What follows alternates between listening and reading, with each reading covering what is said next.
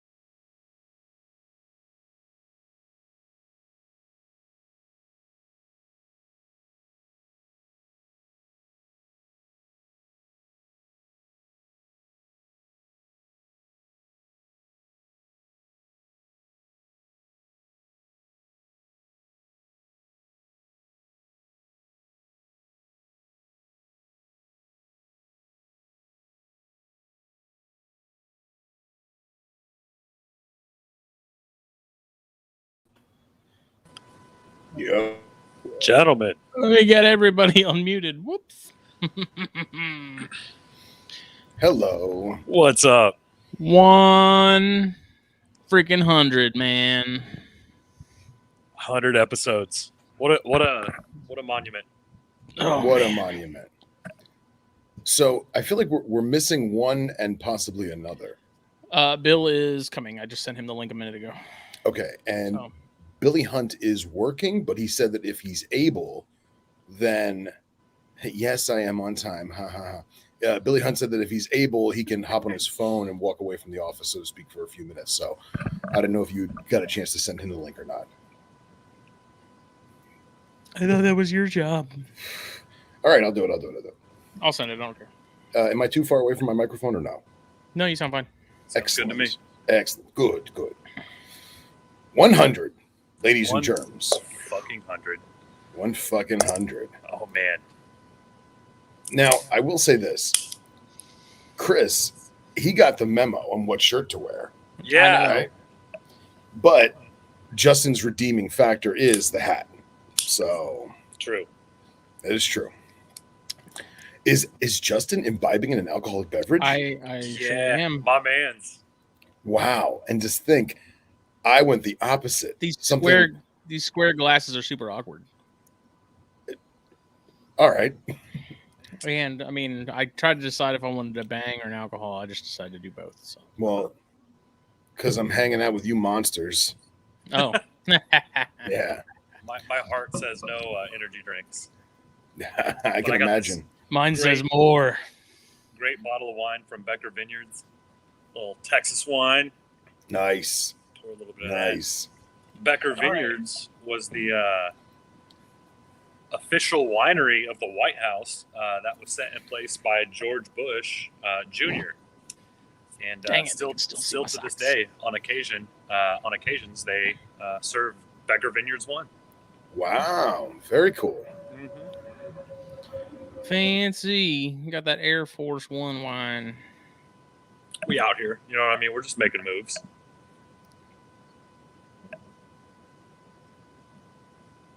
Bill's here.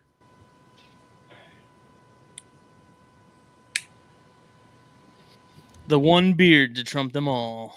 What's up? Man. Look at that with his pipe.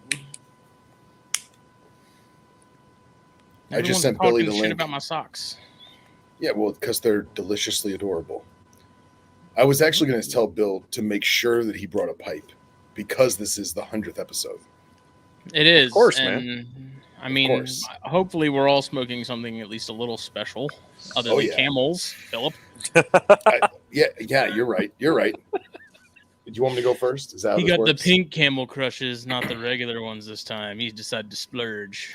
The pink ones, those classic number 9s. That's right. Well, yeah, go ahead. I went with the Family Reserve 45-year anniversary Padron 1964. Oh, very nice. I had to spend a little money. It's a special occasion. When in Rome. I have Get it. this Cuban that I almost lit up like 2 episodes ago, and I was like, what the hell am I doing? Why am I not saving this? So this has been sitting in my humidor staring at me. And then if I finish this and we're still going, I got a dirty rat on deck. So Excellent. yeah. I got a Cro-Magnon 2019 Black Irish I've been saving. So Did you crown cut that? yeah. Good Yeah, for boy. you. Good for you. Crown with a K because it's Chris. One V is pretty good, but 2 V's is better. That's what they tell me on the internet. That's what she So, said. Bill? I'm excited. This is Danny Boy Blend X. From people that know anything about Danny Boy, this is the one that they used to call Christmas cookie. So that's my go-to. Awesome. And what kind of pipe do you have? Is that like a special pipe for a special occasion, or is that your regular smoking pipe? This is actually a dragon scale that is from the Danny Boy Pipe Club. Nice. That's awesome. Vend at the Ren Fair in southern Wisconsin, and then they have different auctions and things like that, and I won a dragon scale pipe. Wow. That's awesome. Very cool, man. Very cool. Well, the gang's all here. Billy Hunt, like I said, I just sent him the link. He said he might be able to chime in if he's not too busy with work. But this is episode 100, guys and 100 gals. fucking episodes. 100 fucking episodes. Thank you, Mike. Yes, thank you to everyone. Thank you, Eric, who is wishing us a wonderful 100th. As always, Snakes and Stogies is brought to you by the fine people of the Pacific Northwest, the Gendra, Oh yeah, the Puget Sound Pythons. Check That's them out. Cuban, all right. Yeah, how was the first light? Tight? Nah, it is a little tight. I've never actually had a Cuban this big in ring gauge. This is like this is a 56. Okay. I'm used to smoking like Coronas, which is more of a classic sort of Cuban size. And there was some question as to whether these were legit or not, because someone gave them to Raj at work, and he gave me one. So Excellent. as far as what we're drinking, I have some monkey shoulder. Monkey shoulder's real good. Indeed. All right. You got. Who's got their lighters? I don't have Mine's- mine on me. I got mine's- mine. no, it's mine's by the front downstairs. door. You That's- didn't tell us there was a uniform. Yeah, man. There's not a uniform. I just Tell us just there want was to a dress see. code. I just want to see. I display who is- that thing. You know, I got the little butane insert for mine, and then just never put butane in it. I had lighter fluid in the normal style. I just literally constantly forgot to do it. Yeah. Thank you, Brad. What's funny is I have the cigar holder that you made for me, Chris. Oh, nice. The Snakes and Stogies one, but again, just like Bill was saying, it's too pretty. Exactly, that exact one. It's too pretty. I never use it because like I don't want it to get all ashy and gross, and God forbid it gets too humid outside. I don't want the thing to rust. So like it's on my mantle in the living area. So Nice. it's good. So I saw Cabernet Sauvignon in the comments, and I thought it was a joke until I saw you drink that wine glass. Oh yeah. I have it's the Becker Vineyards CSM 2018. This is a blend between Morave, Syrah, and Grenache. It's kind of like a Rhone style wine. I think I said it earlier. I don't know if we were live yet, but Becker Vineyards is the official wine of the White House per George Bush Jr. And still to this day, when they have big events, it's the main wine they serve. Pretty awesome. I like it. It sounds really official. I can't I can't drink Bang like Justin, so we're going Monster. Why not? When in Yeah. Rome. My heart literally says no energy drinks at all. So Mine probably will in about 20 years. you'll be my age. I It'll love be it. less Chris, than that. You'll be all right. Chris always acts like he's 60. I mean, he is old. He's old as shit. My bones are made of dust. Oh, wait, I guess we all are. Anyways, my bones just are dust at this point. He's got Oh, the soggy man. bone syndrome. What's up, Jen? What's up, Michael? Billy Jenkins. Yes. So, Steve Poole, what's up? Tonight we have a Yes. very. What's up? I don't know. I just Just petting my yourself? legs. No, I'm Vanna Whiting my pale Casper like Yeah, legs. white is for sure. There's some glare on that it's screen, just buddy. it's the LEDs. It's not my actual skin tone. I'm not that white. I'm white, but I'm not that white. LEDs, alabaster. It's all good. Translucent, Alabaster. like a And hemi ivory, you know. Dude, that's the bet. Justin, you're just majestically alabaster. That's right. I just radiate positivity. That's the positivity you can see radiating. Let me get some toxic positivity. Let's go. I hope What's everyone up? has a great evening. Yeah. Oh man, Rob's keeping it real, and Scott and Ty are here. My wife. Your wife's here. This is going to be a good show. Nice. I love. I it. can't see the Jeez, comments. my wife is in bed watching this probably. I can guarantee you. That's fine. Anna Maria's on the I other side of the never- wall, probably watching it too. So tonight's show is going to be a little eclectic. We basically decided that we wanted to showcase some of the best parts of Snakes and Stogies from over the years. I can say years. Isn't that crazy? Yeah. So I have some clips that Justin and I kind of decided were some of our favorite parts. I actually have a good segment from the very first Snakes and Stogies, which is it's funny if you're in our circle, but I'm sure like if an outsider watched it, they'd be like, "What the fuck is this?" you know. But then I know Justin has some analytical stuff as to what the people apparently think is the best episodes.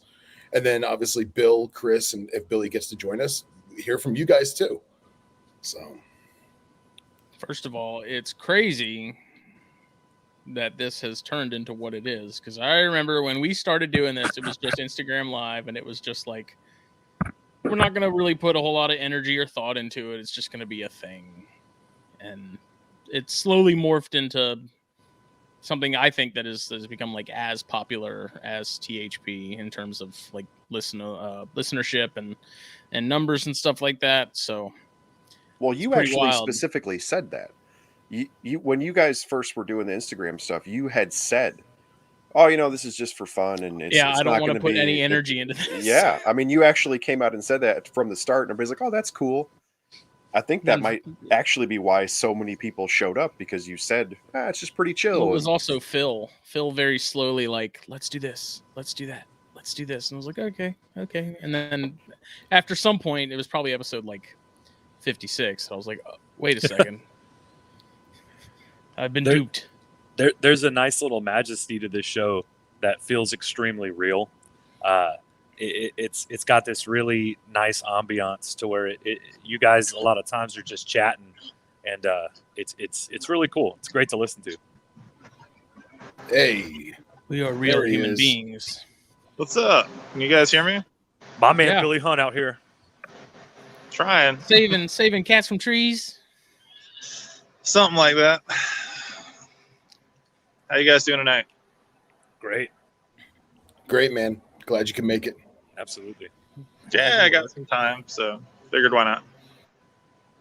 Is it busy? It's been eventful today, yeah. But are you guys prepping for the people that set their yards on fire from frying turkeys? We are prepared for that, yes. That's a thing, huh? Is there like a legit memo that goes out? There's usually PSAs that go out all the time around this time of year.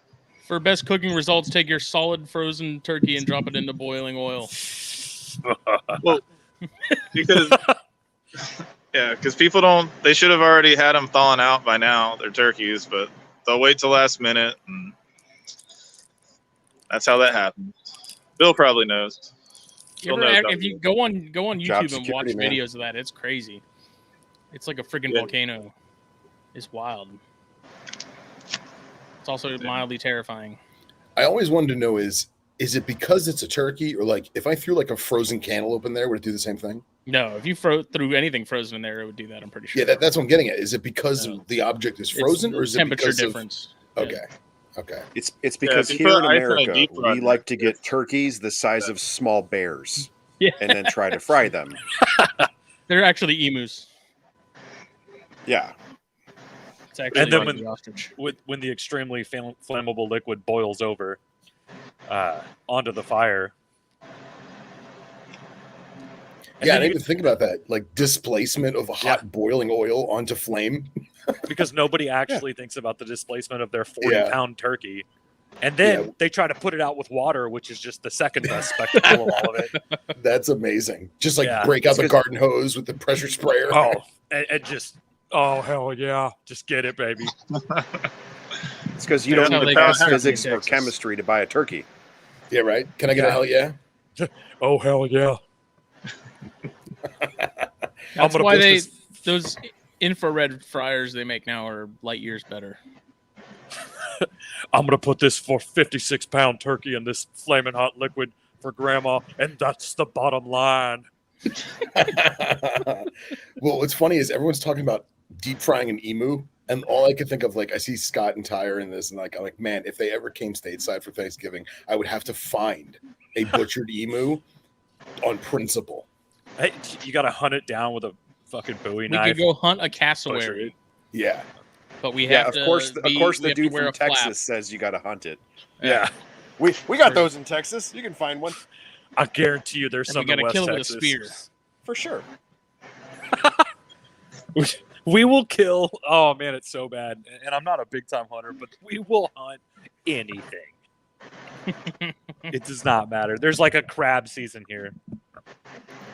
What's Got funny is crabs. somebody, one of my coworkers today showed me a TikTok video of this guy who he's outdoorsy. He's like a gun guy. And I guess his son, who's 10 or 11 or whatever, found a copperhead in their yard. And he starts off the video like, when I was a child, my family taught me to kill every venomous snake that you find. He says the word venomous. And he's like, kill every venomous snake on sight, never let them survive. But, as I grow up, I realize that they're just animals and they're just trying to find their way. So here we have this copperhead in this plastic container, and I'm going to show you how to release it. And like he shows how like put it on the ground, like peel the duct tape off the lid, and like how to take the container off real quick. And he's like, and that is how you release. And he's shooting a suppressed pistol off camera. Oh, that's terrible. He's like, that's how you safely release a venomous snake. Oh, that's terrible. And Messed up. I lost it, man. I thought it was hilarious. Obviously, he didn't really do it, but Yeah. still, it was funny. Oh, man. Texas. Oh, Texas. Crazy Texans. A lot of Texas hunters that aren't just redneck boys in their lifted trucks that want to be hunters and their daddies hunted. A lot of them are really big on conservation, and none of them that I know will kill snakes at all. In any capacity. Yeah, it almost gets to a point where they start, whether they don't realize it or in their mind they tell themselves that every snake is protected. Yeah, like I've been on private property for a hunt, and just a pig hunt, and the guy's like, listen, man, you guys are going to see a lot of black snakes. They're really fast, they're really thin and lean, they're protected, they're indigo snakes, don't kill them, don't shoot them. And like we saw like 15 black racers that day. Dude, and black racers are so silly fast. You'll never catch one. It's Right. absolutely impossible. But it's just funny that it's like, yes, they're doing a great thing, even despite their information being atrociously wrong. Yeah. But it's fine as long as they're not killing snakes, right? Did you guys know that Alterna were actually protected in Texas for a long time? Because when they were doing counts of the animals, they couldn't find them. And then a few studies proved that they're probably one of the most common animals in that area because they only have a couple predators and they just never come out. Kind of neat. That's Wouldn't pretty know. awesome. We never saw any. Yeah, I know, right? Meanwhile, Chris goes out to Sanderson one Right. night. He's like, look at the 6 I caught. Hey, it was Olympia Canyon. It was the Davis Oh. Mountains. Okay, fair enough. They're infinitely harder to find there, Phil. Come on now. Exactly. Sorry, my bad. Credit where credit's due. Yeah. No, they're. Oh man, I've got it. I've got the addiction. I've looked for them before, and now that I've got one, it's like, oh, we're going back. I'm picking the days next year where I'm like, okay, this we can do the East Range. We can go Sanderson. All right, we're going to be able to hit 277 on this weekend, and then we're going to be in the Davis Mountains all in September, and chasing the rain and trying to get up to Ira Ann and stuff. Hopefully, make it out to the Wecos. Be awesome. We can literally see the vein in your arm pulsating. Dude, I get a forehead vein when I get all excited. I'm just like, oh, snakes. I need my fix, man. I need There my it is. Christmas mountain fix. Yeah. Oh man, the Christmas Mountains animals, Christmas Mountain animals and black cap animals, they just don't find them very often. And honestly, outside of legality, most of them were road cruised because a lot of the cuts they just aren't on. Especially on black cap, there's a lot of low cuts and not a lot of big flat cuts. So yeah, a lot of that's road cruised. So, how's everyone's season starting in terms of cooling and pairing and whatever else? Anybody want to go first? Or Thanks, Doc. Oh, what's up, Doc? Thank you. Justin? I just put everything into cooling. Literally, like I finished putting stuff in this morning, and it's actually right over there. And I have the garage door open and the fan on to keep everything ventilated. It's supposed to get like 39 tonight, so I hope they're ready.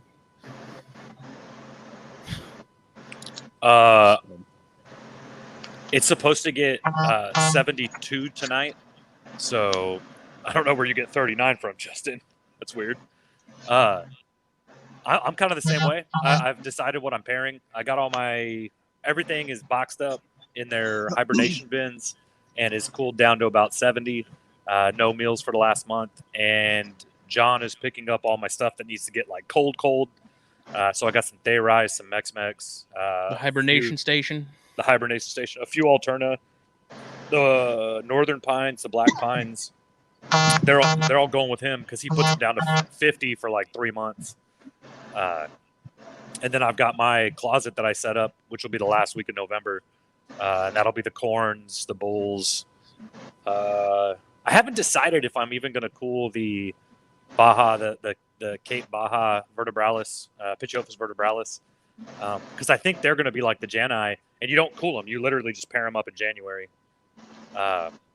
So they get that natural cool in my room. I just turned the heat off for a couple months, and it's kind of weird. They just start pairing up, and last year it was an accident, and then talking to a few people. So I really don't know what those animals are going to do, and that's going to be a first time for me. And God forbid I find somebody that's ever bred them that wants to talk to me. So yeah, that's kind of where I'm at. Yeah, I feel like that's one of those scenarios where they'll be like, "Oh, really? You're doing it this year too? Hey, how did you do yours?" And you tell them everything, Right. And they're like, "Oh, that's cool." Yeah, Crickets. because in the last 3 years, I found one person that bred them. I know Noah Zelenick has them. Yep. I don't know if he's produced any yet. Noah's a good dude. Yeah, he's cool. So yeah, that's kind of, I'm just going to mess with them and hope I get it right. There's not a lot of literature on it. If anybody's bred them, hit me up, like actually on Instagram for sure. Yeah. I also split up my gargs. So I split up my gargs the first week of December, give all the females a break. Same thing with the cave geckos. Leechies stay together forever or else they'll kill each other and then try to kill me. So they just do their thing. So Scott and Ty had 2 clutches this week. One was inland taipans, and I don't know that caught the other clutch. Do you know what it was, Phil? I want to say it was Butler Eye because I know Scott sent me pictures of them pairing, but I don't know if that's too soon. But yeah, he definitely sent me pictures of the inlands, and then he also sent me some pictures of Ingramy. That is just those are cool. Those photos that Scott took are just tip top, man. They gave us a sweet shingleback article for the next issue of the magazine. So, oh, nice. Pretty pumped about that. That's an amazing species. Billy Hunt, where are you at on all of your? He's light years ahead of all of us, man. It's crazy. Well, I know, Billy, you put a bunch more stuff together after I last saw you this past Sunday. Yes, I have. I pretty much have a good portion of everything I want already paired. My room, I've always paired stuff in October, like the end of October. I decided to push it back like 2-3 weeks this year. So I put some green trees together. I got locks right away. Some carpet stuff. I don't know if you guys want me to go through all the different carpet things I got going. But a lot of that stuff. And I'm hoping I'm not putting stuff down like you guys are as far as the colubrid side. But I'm trying a couple different things than I have in the past to hopefully be more successful with some of the species I am trying. Radiators are the big one I'm trying this year. Hell yeah. I'm going to try the Petias, see how that turns out. Ridley Eye, I feel optimistic on those. I think I know what I did wrong last year with them, so I'm hoping that pans out. But yeah, I'm already getting locks from the carpets and the green trees and stuff, and I'm going to try the striped spotteds again. And that's awesome. Is that the last pair of Antaresia you have, right? You got rid of the other stuff? Yeah, I got rid of the other stuff. I think I'm just gonna stick with them. I really wanted to like Antaresia more, but just there. With all the other stuff I have going on, I'm The less finally headaches, the starting. better. Yeah, I'm getting to the point now where it's like, all right, I got a lot of stuff that I'm raising up to. Like I think I was talking to Phil, and I did a count on all the colubrid stuff I have coming up, and I basically have a whole collection just in colubrids. Not even counting the pythons and stuff. So, Dude, that's so rad. yeah, I got. What about Nova Guineas? Yeah, they're paired right now. Carpondros?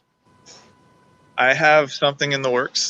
This is this is questions from the chat. So before I forget them, I'm asking to make sure. Doing it on my phone, it's hard to. I can't see the chat without pulling it up by itself. So. Mm-hmm.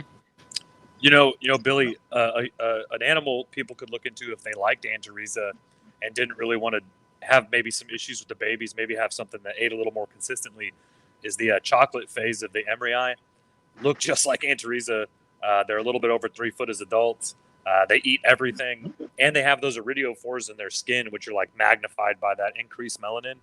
So kind of a cool thing that nobody's really. I got a pair, I got a albino chocolate and some other stuff coming up in the next couple of years. But yeah, it's a cool thing if you like that look of the Antaresia.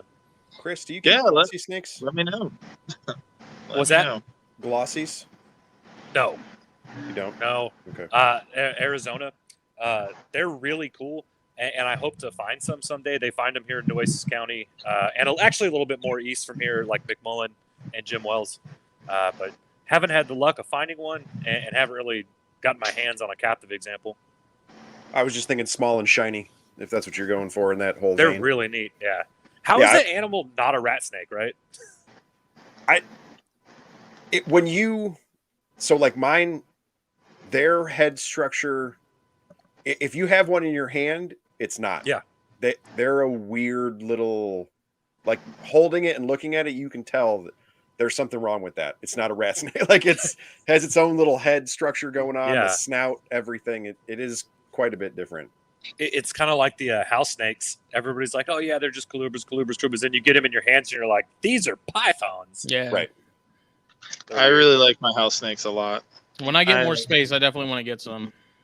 I didn't think I would enjoy them as much as I do, but they're just cool little snakes, man. They eat great.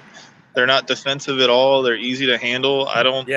Honestly don't know why they're not like up there with corn snakes as far as like a first snake, like they're rock solid.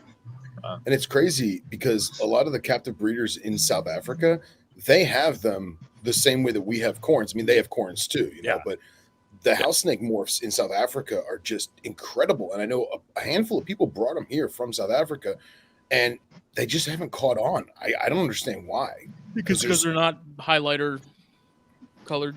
No, but some of them are, man. They are, yeah. They have some crazy AML stuff that's just slap you in the face bright, There's a girl local to me that she messes with a lot of the house snake morphs and stuff. And they're cool. She'll bring them out to the shows and stuff, and it's cool to see the different looks. And I mean, they're a little more subtle than corn snake morphs, but it's still cool to look at, and they're cool snake.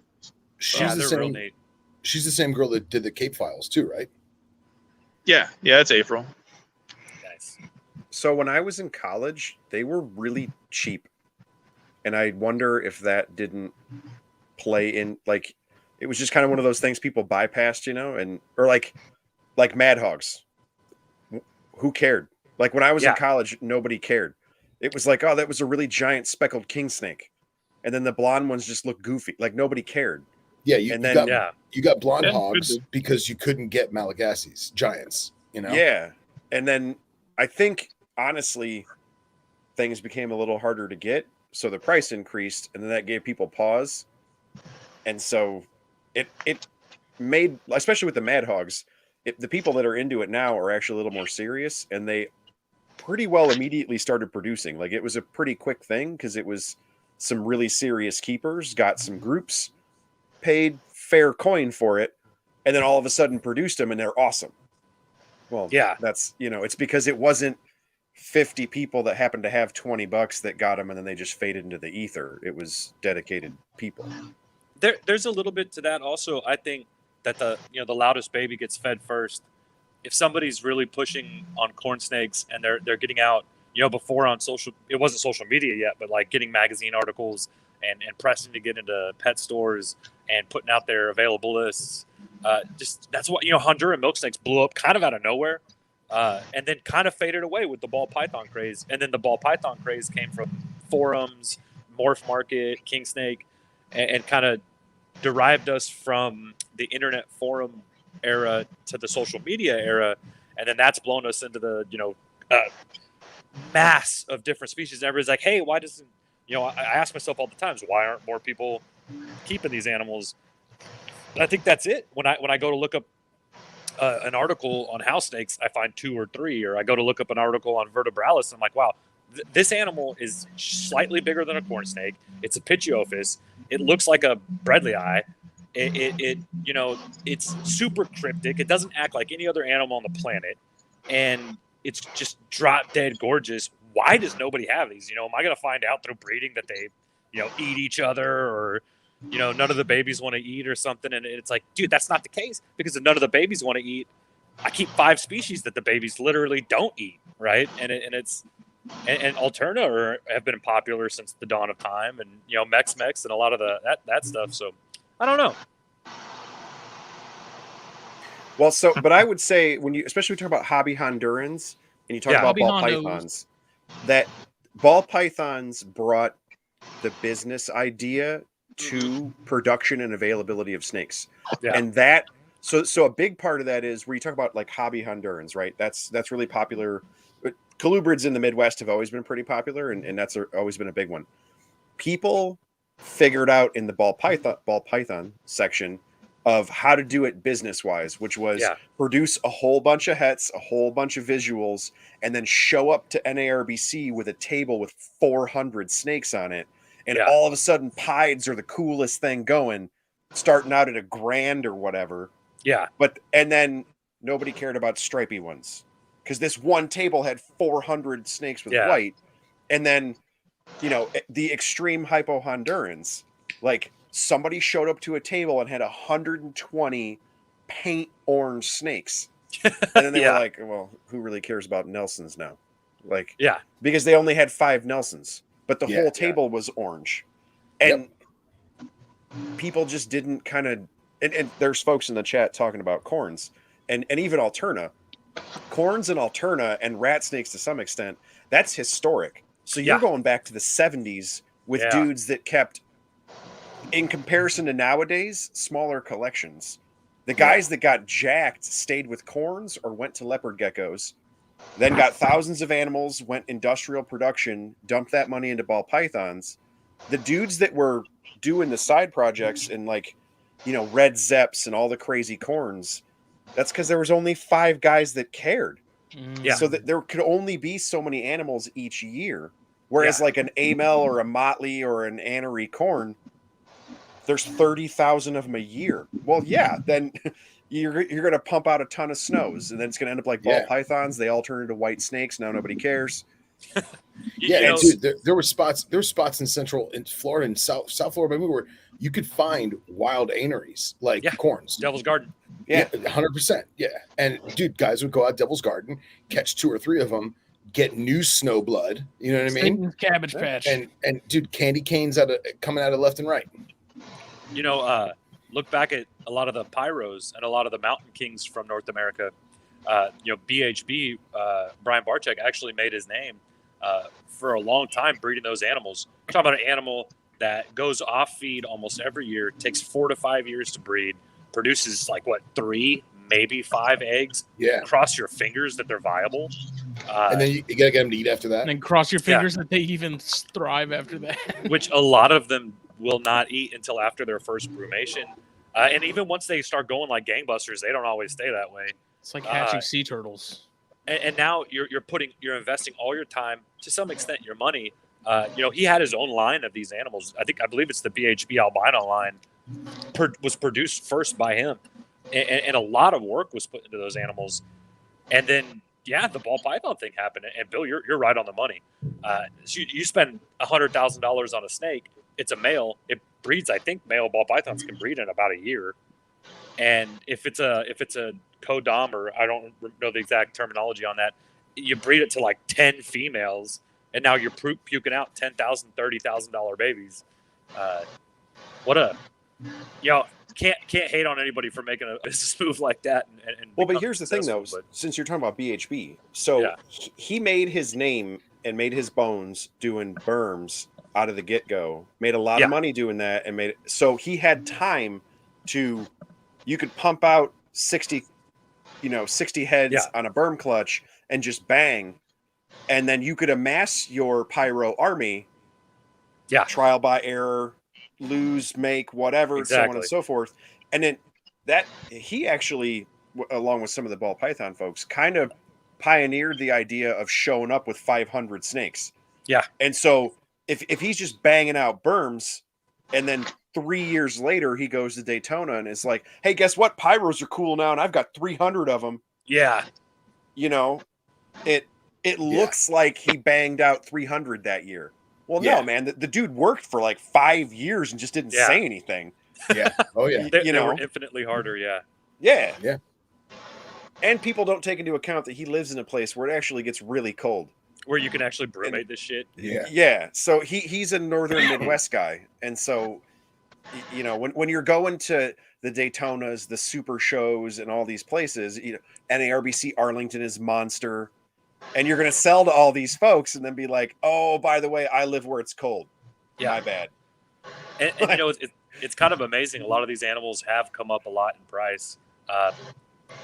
Pyros are kind of in that $250, $350 range.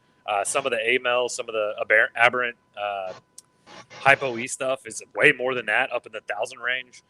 And you're it's not something I think about often, and I don't think it's something any of us think about it. But you ain't getting rich breeding those animals, right? You're hoping to recoup your costs and your headaches and your struggles. How much is every hour of my time worth? Say it's 15 minutes to get a pinky tail all the way down a snake's mouth, or scenting trials. Oh man, the amount of time you'll spend on scenting trials. Even me with a small amount of colubrids, it's a thing. You know what I mean? It makes sense. Stuff that's a little easier to get going. I think my first round of Nutrabac tonight, Chris, by the way. Speaking of, I've had really good luck with it. Baja rats, I don't think I could talk enough about how little success I've had with them. What a weird animal to keep. I'm convinced it's the humidity. My house stays about 55%. Those animals live where it's like 10%. Yeah. And everybody I know that's had success with them is in like California, Nevada, Arizona. And I'm going to, I have this pair. They're still alive. They are not thriving. I've tried a few different things. I've got it to where I'm keeping the humidity super low. They get water very rarely. Kind of like when I was doing my rosy boas, but for some reason the rosy boas just never had a problem. But they will throw up. And of course, test for crypto, make sure it's not something like that. Test again because you're anal, and go ahead and wait a third time and test. And it's not crypto. They just will regurgitate anything they eat immediately. It's within a day. And what's been working now is cutting the pinky up really good so that I know it's being digested, and just soaking it in Nutrabac and feeding about once a week. Actually about once every 3 weeks, sorry. And they're alive, they're fat, they're healthy, they don't have spines showing. But mine are 2 years old and about the size of a 3-month-old corn snake. So jeez, that's something. They don't get started on pinkies. They don't want to eat. They go off feed every winter. They go off feed during the summer when it's breeding season. Even the males and females, even babies, just stop eating. So I want to figure it out. I really want to figure that species out. Jake the other day was like, dude, let's get some greens. I was like, hell no, dude. Stenocolis triaspis, supposedly are a little easier, but they can also do the same thing as garters and have scale issues with high humidity. And again, stick to my trans Pecos. Yeah, you're rolling dice on animals, and it sucks because colubrids are very, very fragile. They're fragile at their very best, and you're spending, man, $500 to $600 per animal on some of these guys, and it's a shot in the dark. That there is something to be said, though, that there needs to be a group of us trying to do that, right? We need to be trying to figure it out. We need to start putting it on paper, telling other people how to do it. But sometimes you just don't have luck. It just happens. It's not going to work out. Well, it's like I got pyros, my first pyros ever. I got them in Daytona, and my female was born, I guess, end of June, early July. Yeah. And the guy said it was eaten, frozen thawed. Well, it's yet to eat for me. Yeah. But it hasn't lost a dime of weight. Nope. And I've tried scenting, I've tried boiled, I've tried all of it, and I'm wondering if I should just brewmate it. Yep. But at the same time, I'm terrified because, you know what I mean? Wine cooler set at 50, 55 degrees. Make sure it's dark. There's no light getting in there. Throw them in there for a month. Just try that 1 month. A lot of Alterna guys will do that. You got a baby that just won't eat, and you don't want to put them through a full brumation, and you haven't necessarily done anything to kickstart that metabolism. Throw them in a wine cooler. That's how I got my first pair of pyros. I traded a real pretty gargoyle gecko. Got a pair of pyros in 2017, possibly 2018. And I bought them right out of the egg, or I didn't buy them. Obviously, I got them right out of the egg. They were never eating, and they never ate. They straight up. I mean, I tried everything. Scenting with the anoles, literally just baby anoles, baby geckos, Mediterranean geckos, boiled, brained, dirt, chicken hearts, fish scent. I mean, you name it. I tried on nothing. Brumated them, pulled them out. Boom, they came out. Both of them fired up. Ate. John's actually going to be pairing those up. I gave them to him because he gets pyros, right? Like he's a pyro guy, and he's going to be pairing them up next season. So, nice. That's awesome. Yeah. It's crazy is like going back to what Bill was saying about like the hobby hondos and stuff. I vividly remember the first time I went to a Tampa show was like 2006 or 2007. And right at that time, Reptiles Mag had an issue that came out with just the ghost on the cover. You know what I'm talking about? Like that crazy purple and black and just the ghost, Dude, yeah. right? And there were so many freaking Hondurans at that show, and I wound up getting my first tangerines there. Nice. And, played around with them, whatever, got rid of them, gave them to friends and stuff. And then now I just saw Billy and Casey last week at Tampa, and we met up with Vic from J Babies, and we got Hondurans from him. So That's awesome. Now we're doing like a Hondo project, and I love it. It's phenomenal. It's just crazy how like cyclical it is. Yeah. But at the same time, it's also like nostalgic cyclical. Does that make sense? Yeah, absolutely. There's a feeling you get that we have this passion, right? Like we have this passion forever. You can completely get out of the hobby, and you're gonna find Justin's gonna be walking around. He's gonna find a corn snake, and that feeling from the first time he found one in his heart. It's in your soul, man. That I have no soul. that feeling can get sparked by so many things. Man, at a reptile show, and I see chameleons or something, and me and my brother bred veiled chameleons way back in the day, and it's like just seeing them and just remember those little babies. They look so lethargic and just dead coming out of the egg, right? They look like these little animals are never going to make it, and then a couple days later they're moving around and they're eating, and then they grow like weeds, and it's man, there's the emotions you can spark up just from just seeing something, seeing a picture. If I see my old Felsuma book, the first species I bred, gold dust egg geckos, when I just see that book from that I had back in 1998, I just see the book on my shelf and I'll look at it and I'll kind of look, and I dog-eared it, and I had put sticky notes in it when I was a kid, and I'm gonna have Standings day geckos, and I'm gonna have Peacock day geckos, and just oh man, and then you see them online, or you see them at a show, and that childish fever just gets over you. Like, Mom, Dad, I gotta have all of them. There's no way I can go home without one, and it's real, man. Yeah. It's literally every time I find a pygmy in the wild, every time. Dude, yes. I think everyone has that one species, that just like Bill. What's yours? What's that species for you? Ooh, the gotta have it species for me is usually this is going to be really stupid. Nile Monitors.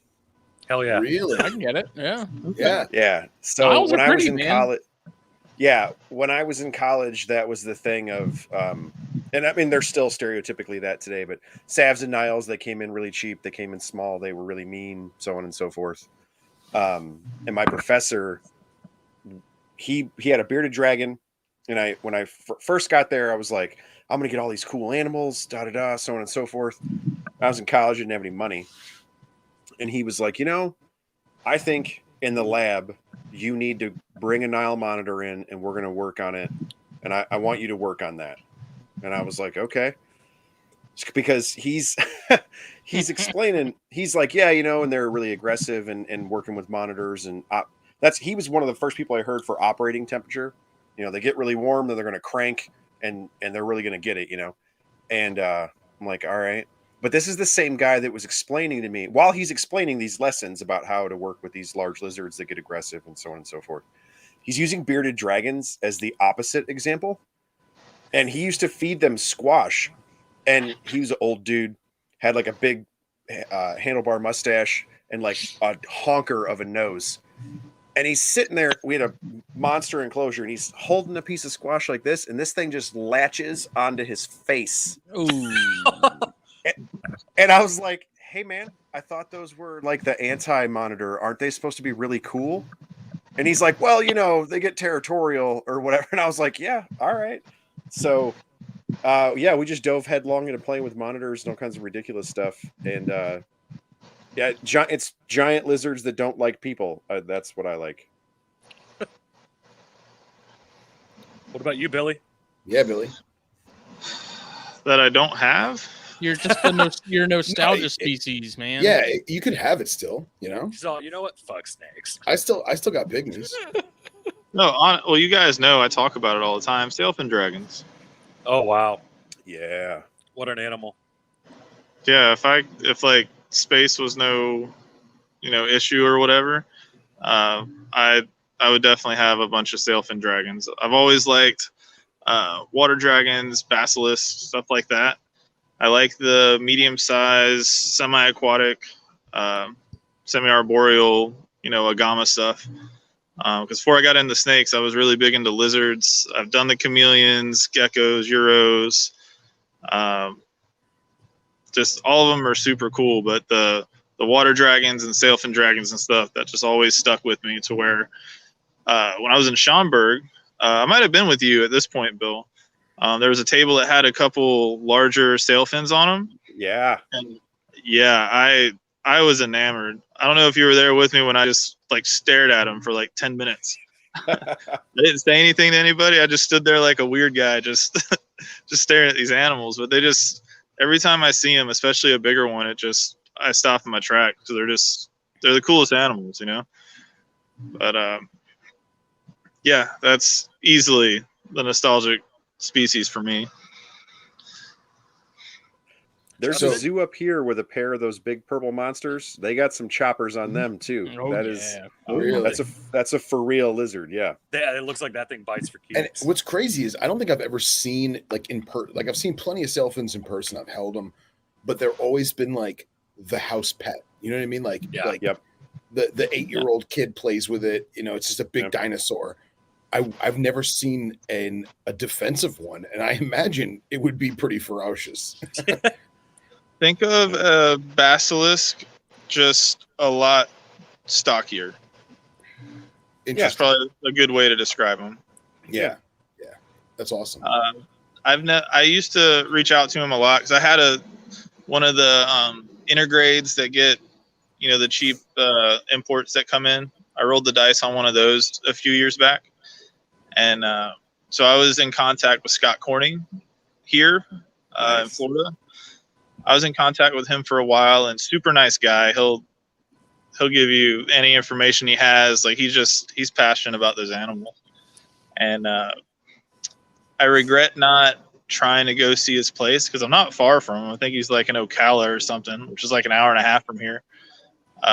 But he keeps them outside part of the year, and he's got the real big ones, and like the picture you always see if you search sailfin dragons of like the big purple Philippine sailfin on a oak tree that's from Scott, you know, and The it's like, majestic ones.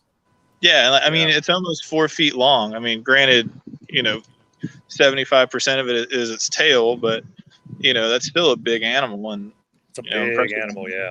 Yeah, you're still talking about like at least a 4 or 5 inch dorsal fin, you know? Oh yeah, for sure. So hopefully one day that would be really cool. I mean, I don't even care. That's one of those species where I would be happy just having them. I could care less if they produced or anything like that. Like, yeah, it'd be cool, but just being able to see it every day and be like, man, okay, I actually have that species that I've just always been enamored with since I got into reptiles, you know. Because I got a water dragon. Geez, I might have been in middle school. And so, of course, I get a water dragon book.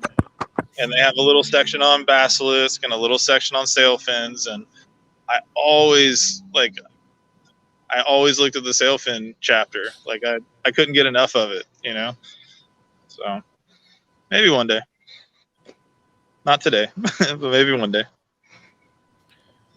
Just to go circle back around, Bill Bradley, are you putting anything together currently? I feel like we missed you. The only thing I have put together recently is I told you guys in the group chat a pair of cockroaches at a child's birthday party. My man. Not intentionally. I think it's funny to not. I don't know. It's just different listening to all you guys and seeing your posts and stuff, because as it goes through the different periods of the year, you guys are all doing different actions in your collections based off of brumation or breeding, or then you're getting egg boxes, and you guys have this whole system set up because for large chunks of your collection, like that's the purpose. And then I don't do that at all. My current project now that the fall is coming has nothing to do with fall. I'm building an 8 foot by 6 foot by 4 foot green iguana enclosure that's got 900 pounds of dirt in it currently. Jesus. And that's Awesome. that's the second one. And then I had a tortoise pass away, and so I repurposed his 8 by 3 by whatever 900 pounds of dirt box that now is going to have Russian tortoises and European legless lizards in a fake, not fake, it actually is real banana trees, but citrus grove, which is where the legless lizards come as bycatch when they're looking for Russian tortoises. That's awesome.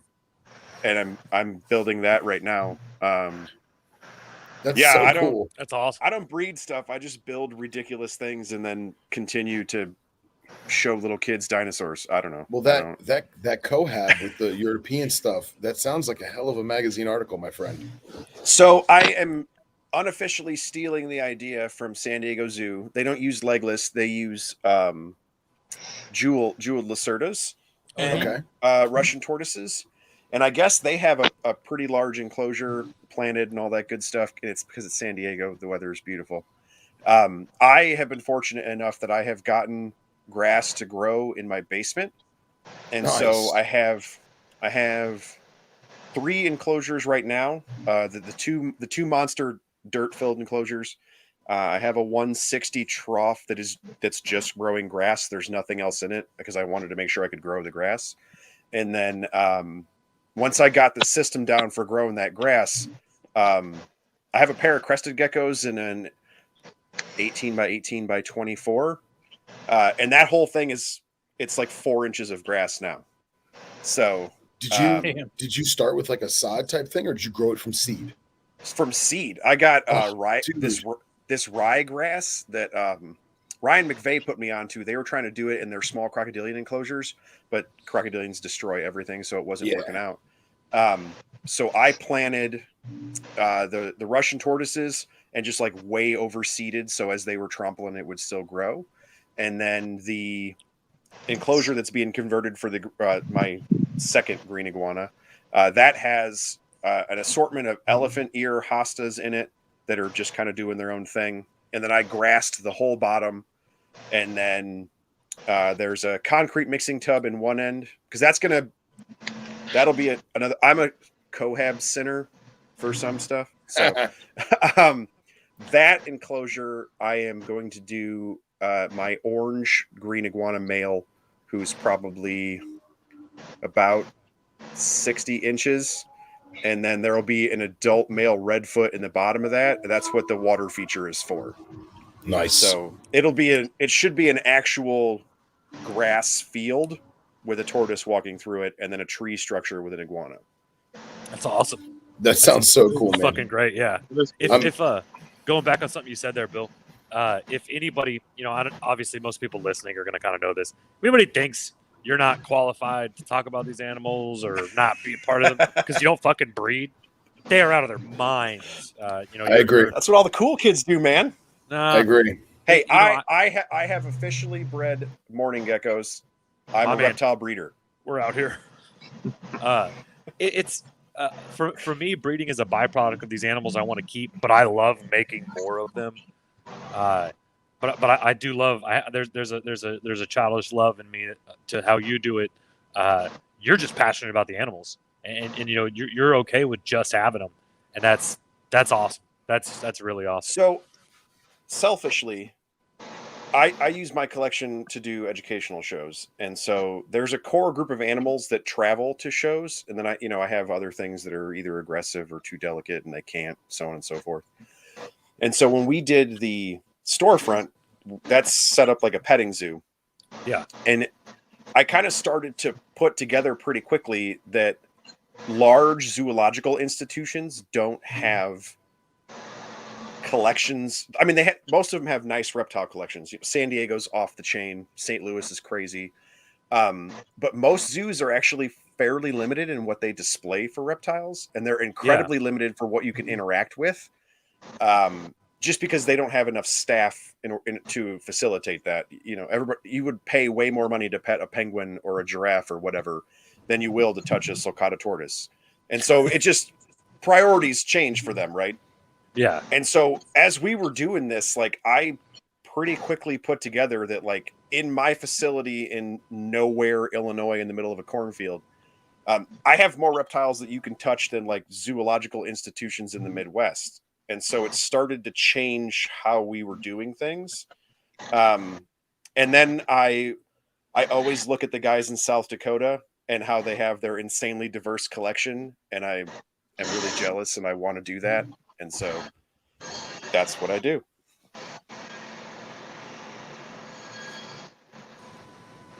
Hey guys, I left for a second. Hello. Thanks, Vic. Yeah, thanks, Vic. You already missed the us name drop you, but you're here, and that's all that matters. By the way, hey, does my audio sound better now? Because I realized that this entire time my microphone was not turned on. I swear you turned on your microphone and that kicked me out. It literally said it like said you were removed from the chat or something. Oh man, that. Never mind then. But those veins were ready to go. Phil, what about you? What are you pairing up? What do you got going? What are you ready for? Oh geez. Well, so this is going to sound crazy, but about 3 weeks ago, the main heat lamp on my girdle tail enclosure, it burned out. Right, it was just old bulb, right? But I was like, you know what? It's October. I might as well just leave it off. Roll with it. So yeah. So she's still basking, but there's no heat there. And then every night the AC is pumping into the enclosure. So it's dropping. So even though the room itself is like 71, 70, the AC coming out, it's like 54. Huh, So she's getting that cold air constantly. And so I'm thinking maybe beginning of the new year, I may just put the bulb back on so that cool air is still coming in at night, but then it's still getting a little warmer during the day, and then throw a male into it. The question is, though, I have an unrelated male that I've seen lock up, but has never produced. So do I put that male to her, or do I put her son to her? Because this would be his first time breeding, and he's finally old enough. So I haven't really decided. And these are the Ouroboros, right? No, God, I wish. No, I thought you had Ouroboros cataphracti. No, man, I wish. That's a dream species right there. I don't make enough money to get them just yet. Don't you work with somebody that has them, or I've seen you post pictures? No, I mean we post pictures, but like delusions of grandeur. You know what I mean? I don't have the scratch for it anytime soon. But even when we had sun gazers and at the museum, and That's what it was. It was sun gazers. yeah, that was a long time ago with Marcus at the museum, and they weren't mine, Yeah. But we had a lot of different species of smog and cordillus over the years. The only ones I keep now are Rhodesianus, and I've got, if you include 2-year-old babies, because they're still tiny, I've got 2.5. That's 1, 2, 3, 4, 2.4 left. So, okay. Yeah. So hopefully I'll get something out of them this year. But I'm probably going to pair IJs. I'm probably just going to throw them together and cross my fingers. I think maybe in the next couple weeks, Billy Hunt's laughing at me. I love it. And I'm like, I told him I was going to do it 2 weeks ago. So that's what's funny. And other than that, man, everything's still small. Everything's still baby.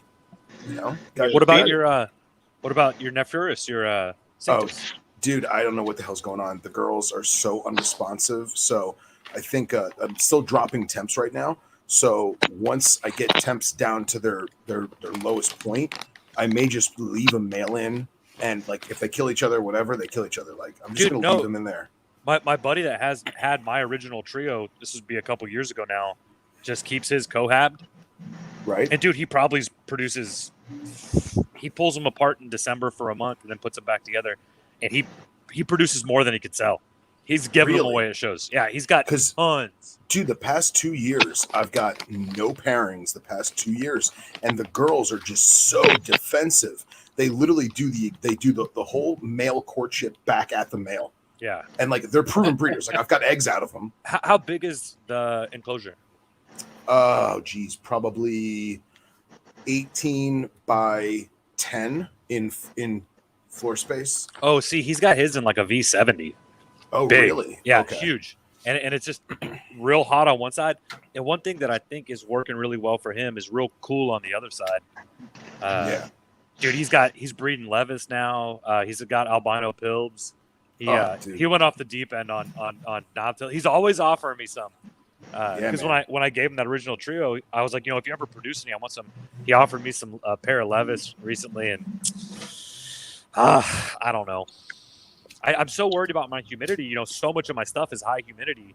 I that room with the Gargs, how much I spray, the lychees, anything that's high humidity or can't handle high humidity just doesn't.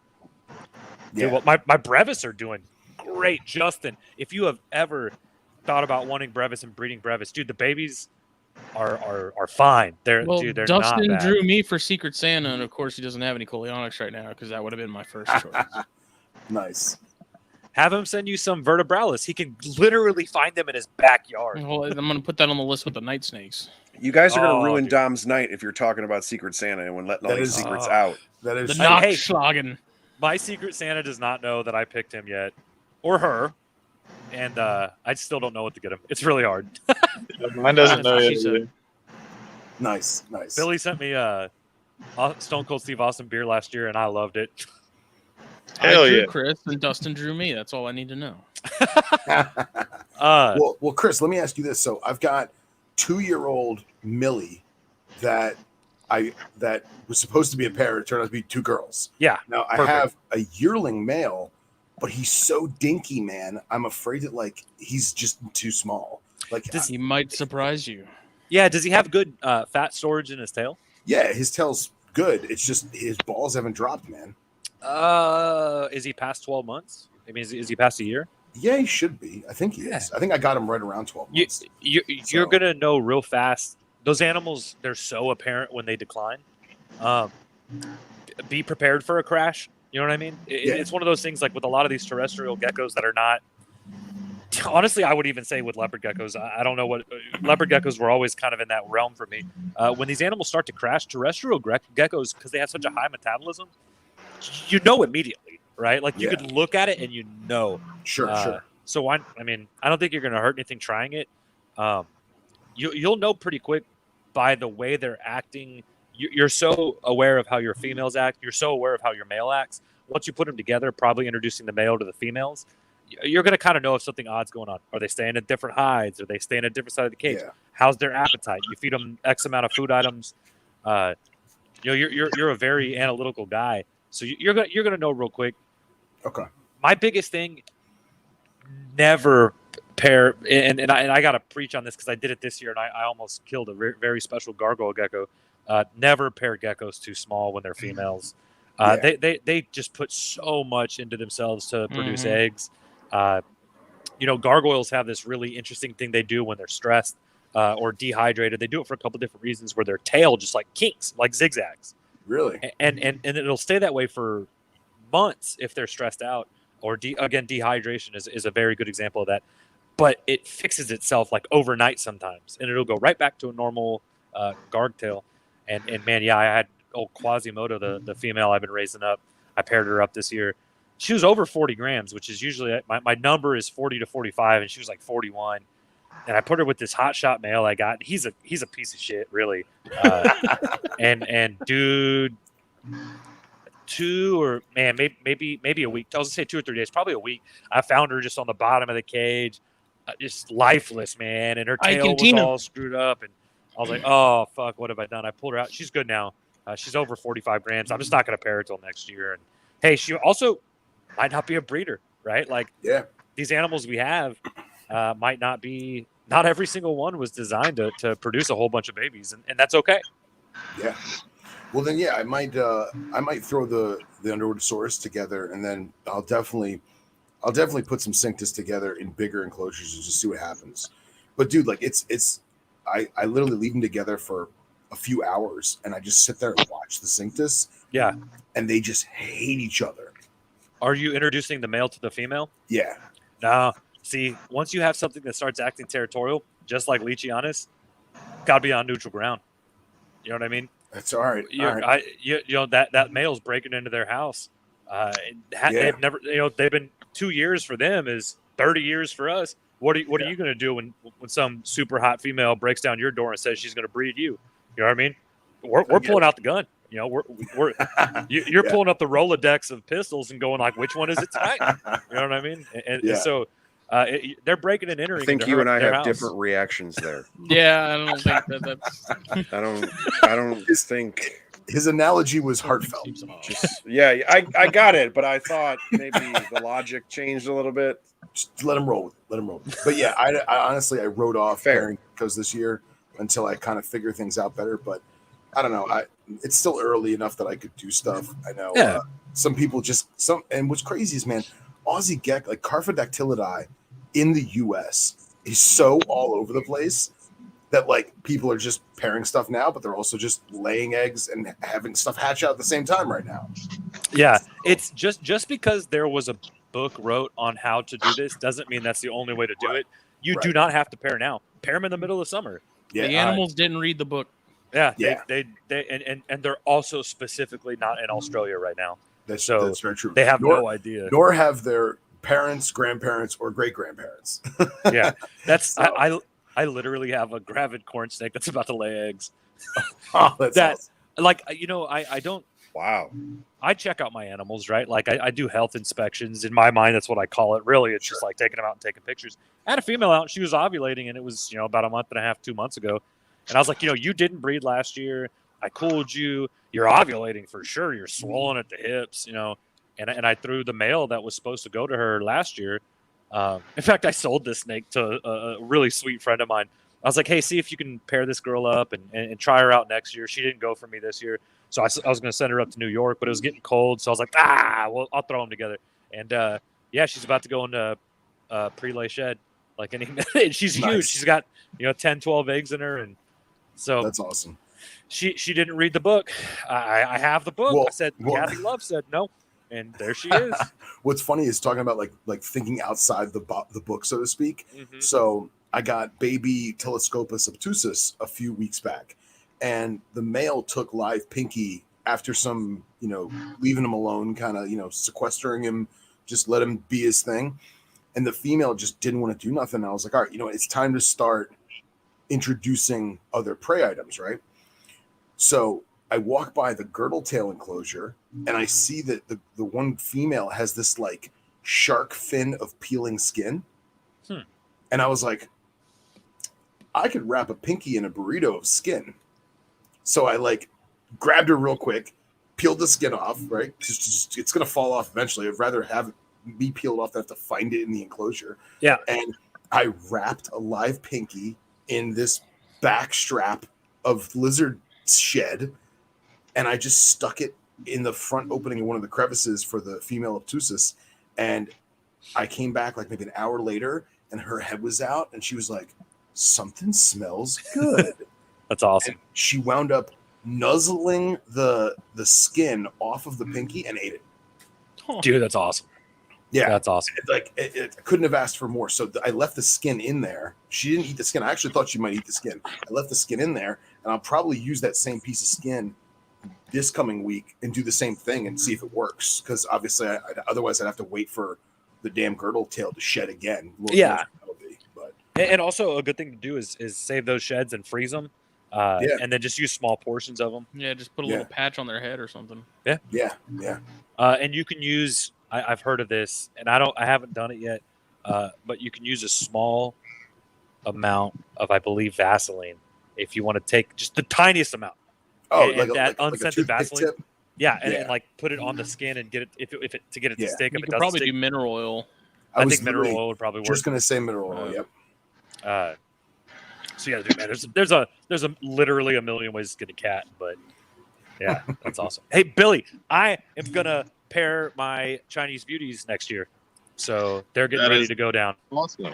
Yeah. So hopefully, I'm planning on mine this year again, so we'll see what happens. Mine are getting treated like corn snakes. If they don't breed like corn snakes, we'll try something out next year. But they're doing the same thing the corn snakes are doing.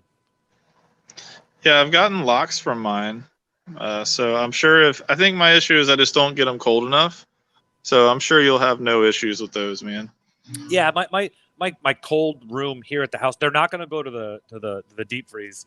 The cold room here will be 55 to 65. I don't like it getting over 65. And honestly, on some of the bull snakes, I don't like seeing it under 55, especially the local stuff. I don't think they see temps under 55 really, even though we've had freezes, and of course there's rare occasions.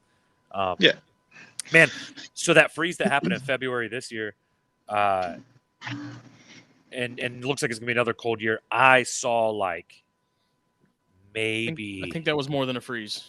Yeah, the shit that happened in Texas this year was monumental. It's never happened on our record books. I saw maybe 10 Aatrox this year, maybe 15. And I usually see like 100. Was happy to see them because we just didn't see. It's funny, I didn't see a lot of animals this year. This was probably the lowest year for actually seeing snakes. But I got an annulata, and I got an alterna, and I got a cuculata, a Tantilla cuculata, and yeah, but that's the difference between East and West. Like, yeah, Texas is so grand that whatever cold snap, if you want to call it that, whatever torrential blizzard you got in Corpus didn't touch, the Davis. Yeah. And that's what's crazy is like in the Davis Mountains right now, it's literally in the 30s and snowing on the peaks. And it's like, yeah, well, they're just used to that. Man, these animals, these snakes are being found at 58 degrees in the Madera Canyon moving. That's when they're out. That's when they're eating. I just, more. I want to see more. I want to see more numbers. I want to see more analytics. I wish they were a little bit easier to find. I wish we could get on so much private land over there. That's a big problem. You know what I mean?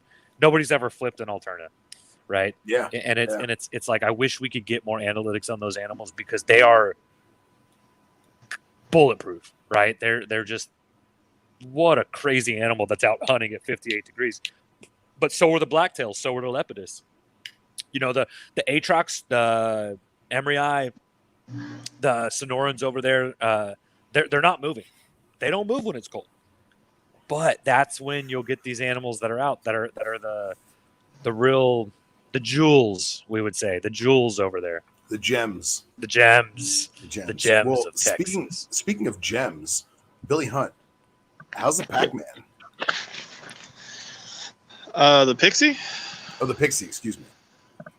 Yeah, well, the original Pac-Man is doing great. I meant the Pixie.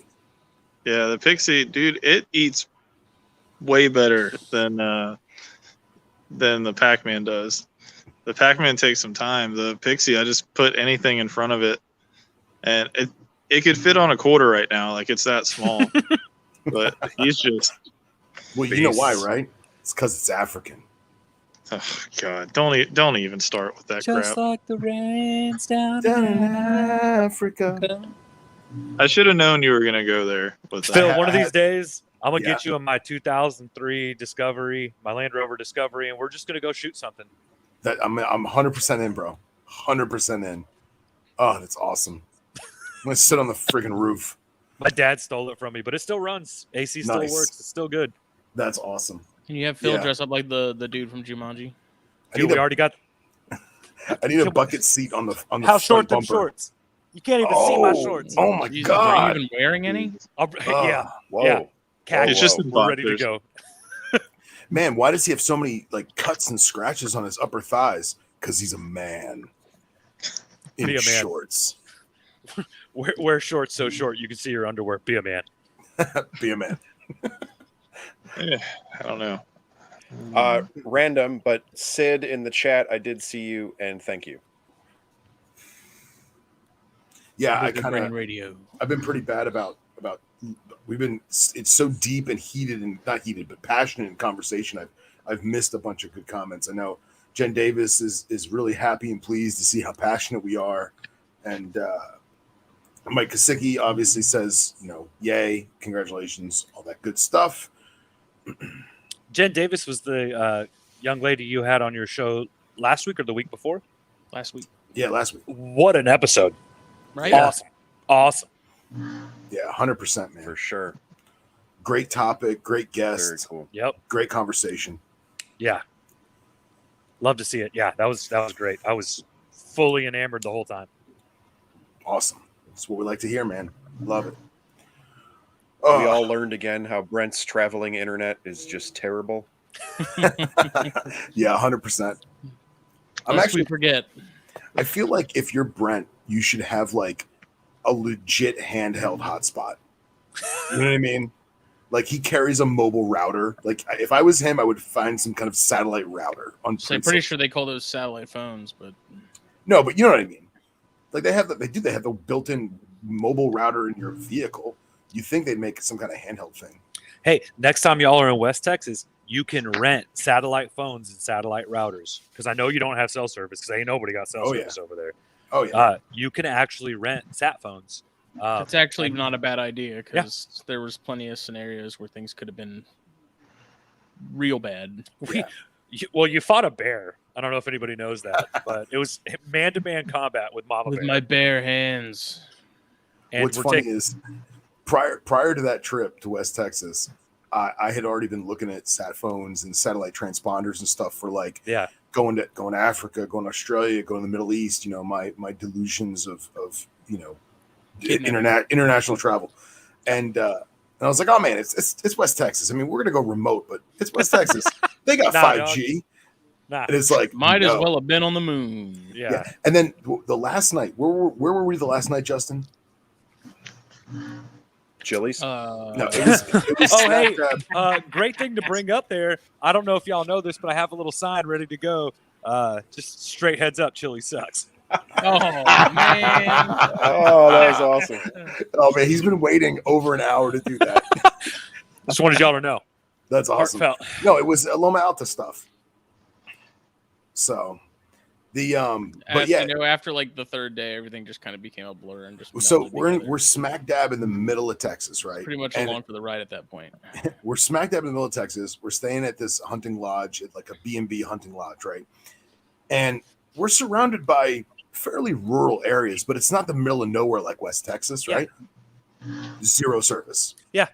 I had more service in the middle of nowhere on the Mexican border with my feet in the Rio Grande. I had more service than I did in the center of Texas. Yeah, y'all were in the Pandale, Howard Draw area, Loma Alta. Yep. Yeah. Del Rio was like 20 minutes south of you, which is like a pretty big city. Well, and that's the best part is like we went and got tacos in Del Rio, and the minute I stopped the car and put it in park so we can go into the taco restaurant, it says Verizon Wireless, welcome to Mexico. Yeah. So that was good. Del Rio is affordmentally known as the armpit of Texas. Hey man, the tacos were phenomenal. Oh, they're amazing. And Amazing. I live on the nutsack, so yeah. Well, gentlemen, I have some of the best of Snakes and Stogies stuff. Should we start to kick it? Yeah. Yeah, that was the whole idea, right? Yeah. Well, this group tends to, take. Billy got side to routes. talking about Pixie Frogs. I fucking talk a lot, man. I'm sorry. Hey, man, I have a Pixie Frog. They're awesome. They are Thank awesome. you, Bill. Their stomachs Who with gets legs. it? They're just It's voids. Honestly, pixies are one of the only amphibians that I would consider keeping. My problem is I'm very neglectful with the whole clean water thing and not tap water and all that jazz. So I get like really apprehensive about it. Yeah, I'm man. gonna- I don't know if you've met me or not, but my Pixie Frog lives in tap water. If you ain't living in tap water here, you ain't living. Yeah, my frogs are all in tap water and they've been fine. So Yeah. All right. Well, that gives me hope. Yo, we literally had Aaron Brockovich in my city. You cannot drink the tap water here. I'm dead serious. That's fantastic. Oh man, I got that mixed up with being John Malkovich. I was like, what does that have to do with water? What does a charismatic bald man have to do with your water quality? It's like, what? Hey, I'm gonna hold out for Hellbenders though. Y'all hear me first. I'm Dude, gonna do it if whenever any- they're available. If I got an anybody- Amphiuma. It's as close You as I can want? get. That's cool, man. Those are badass. Dude, we used to. This is going to sound horrible, and I'm probably going to get put on some kind of, animal cruelty list or whatever. But Here we go. there was once a time when the wholesalers would get a lot of amphiumas and they would keep them in horse troughs, and the surface of the water would be covered in duckweed, right? And they'd put like maybe 10 or 15 amphiumas in one big horse trough, and it had a filter and purify water and everything that the little wormer would need. And every once in a while, you'd have a snake that didn't want to eat its rat pup, so you'd throw the rat pup in the amphiuma water, and the rat pup would start swimming, and it was like that scene in Jaws where the girl gets pulled under the water, and it's like you didn't see anything, not a ripple, bro, not Jesus. a ripple. And it's like that's why I don't keep those things, because they freak me out. Yeah. They're awesome and they bite hard. Yeah, I can't imagine. Oof. Justin, do you have the, for lack of a better word, analytics stuff that you could touch on while I try and get these videos to go? Certainly. So our top 5 episodes are episode 87 is number 1, and I'll go back. We'll circle back to that in a second. 87 is number 1, 96 was number 2, 88 was number 3, 89 with Rob Christian was number 4, and then our episode with Gendra and Derek was number 5. 87 is the one we did after we came back from Daytona.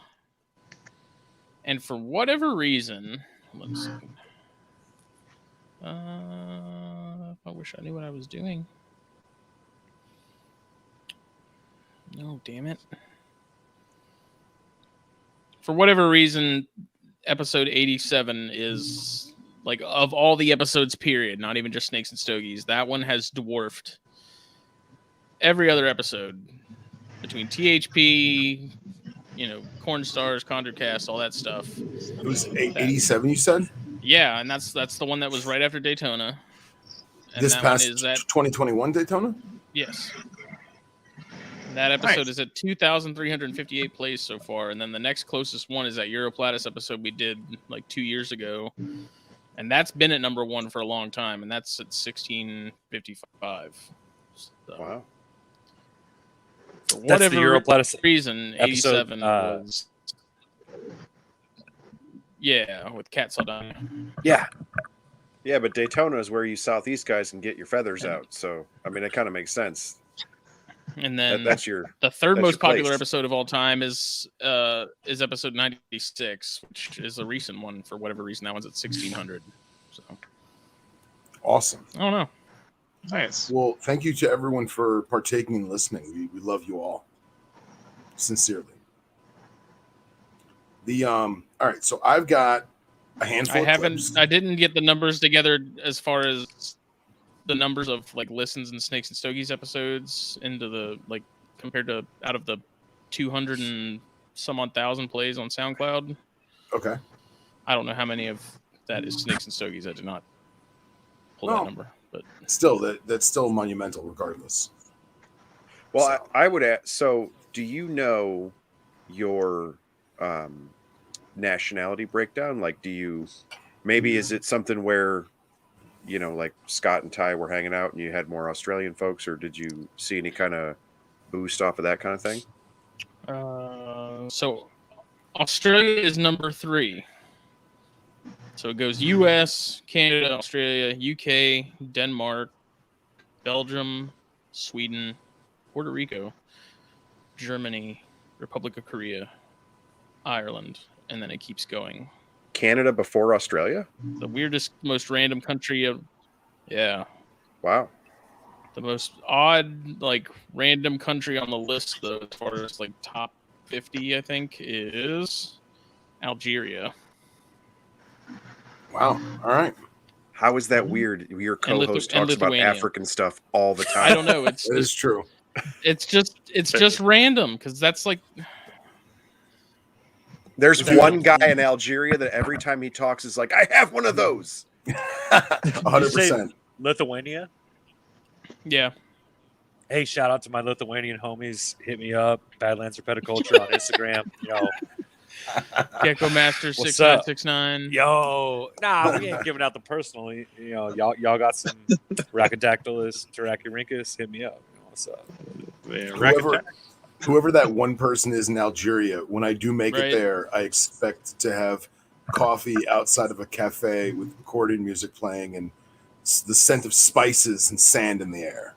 Shout Phil, out to can I go to Ukraine Africa and with you? Vietnam as well. Who are Nice. right 100%, there. Chris. Yeah, I'd like to do that. See, man, you say stuff like that, but just speaking from personal experience, when you go to places like that, folks that look like me and you stick out a little bit. So walking through a bazaar, if some guy walked up and was like, "You're Phil," I mean, you'd be pretty easy to spot, You just hear somebody yell from across the bazaar, "It's Alabaster Justin!" Yeah, man, that's so cool. Well, actually, I have a local guy. I would recognize that whiteness from only one place. I have a local guy that comes by Underground a lot, and he wants to get into venomous, and he recently went to Morocco. I think it was actually right at the beginning of 2021. He went to Morocco for business, and he brought his mom with him. Hey, let's go to Morocco, little family thing. And they had the guys with the cobras and the baskets and the flute and all that tourist crap. And he was trying to get the guy hey, can I work with your cobra? And the guy was like, no, you cannot do this. You cannot do this. And basically, the guy didn't want my friend making him look bad because my friend obviously is trained to work with venomous reptiles, and this guy's a sideshow guy. You know what I mean? And I never thought of that. Man, if I ever did go to the Casbah, and there was snake charmers, I would love to show them up. Does that make sense? Say sure, go ahead. It's missing all its teeth anyways. Yeah, it's mouth sewn shut anyway. Go for it. Yeah. Why are you on a wanted poster in Morocco? What happened? I fucking booped at Snoop. That's what I did. Well, what's funny is, speaking of wanted posters in Morocco, my dad, before I was born, so my dad looks just like me, but glasses and no beard. And but same nose, same eyes, same colored hair, same body structure. And before I was born, him and my mom, they toured Europe a lot and a lot of the Mediterranean countries. And they went from Spain to Morocco. And then when they were trying to get back on the ferry to go back to Spain, he got stopped in Morocco by their customs or their border people. And they were like, you must come with us. And left my mom with the suitcases, and they took him to this little room. And my dad was like, here we go. I'm screwed. And they thought he was a terrorist because he had the same name as a known German terrorist who was a bombing guy. Holy shit. And they're like, you are Mr. Wolf. You are the terrorist from Germany. He's like, no, I'm a farmer from America. Here's my American passport. I don't speak German. And they're like, you're a liar. And then I guess they had a teletype fax photograph. And my dad, he's probably 5'6", 5'7". This guy was, 6'4", 220 pounds, blonde hair, blue eyes, Aryan looking guy. clearly not my dad, and they let him go. But like that's the running joke in the family is like, if you have the last name of Wolf, don't go to Morocco. Say thanks for profiling. Yeah, right. Exactly. They'll take kindly to that. Yeah, I still want to go. I need to see the Atlas Mountains. I need to catch Legion's cobras in the wild. I need to find, Daboya Mauritanica in the wild. Like, Morocco's on the list. Let's make it happen. Let's go. Sounds like you and Nipper need to get together. Well, Nipper and I have multiple excursions already mapped out in our minds. The first on the list is Israel. So as soon as he's allowed to leave his country and I renew my passport, it's happening. So, yeah, I don't. Everybody talks about herping in Australia. Like that's the goal. That's where I want to go. Yeah, dude. I think I'd love to go there, but I think I'd rather go to just Africa. Africa is kind of like one of my grail spots. Africa and Japan. Japan, not for what you call it, not for animals. For me, Japan is going to be racing, and I want to go do the Ebisubo Anime. No. The missile cars at Ebisubo and Tsukuba. I just spending 14 years of my life drifting. That just seeing it, even if I can't even drive, just to be able to see that is a dream. But yeah, oh yeah, it's like watching herpers herp in their native area. Like just watching the local talent. Yeah, dude, I met Terry Huring, the guy who produced the first albino tricolor snake ever. The first albino tricolor snake was a Ruth Venai. He produced it, I believe, in the late 80s. And I met Terry Huring on Black Gap. And he got out of the car and said hi to John. And I introduced myself, and I was like, holy shit, you're that guy. And he was just the nicest dude ever. And it's like seeing him cruising the same road that we're on. And it's like, whoa. Yeah. Yeah, 100%. All right, well, I have this first clip is from the very first episode of Snakes and Stogies. So what I did was I went through, I found a couple of our favorite episodes, and I took a couple snippets from each episode because let's face it, we'd be here all night if we were doing it for real. So they're usually they're all about a minute long, and they're kind of cut together, so very rudimentary.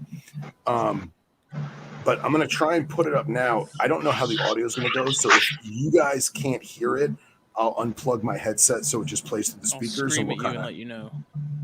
Yeah. All right. So let's do this.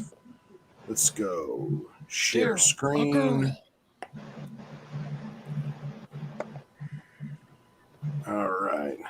Yeah, I'm with Henry. India, China, Mexico.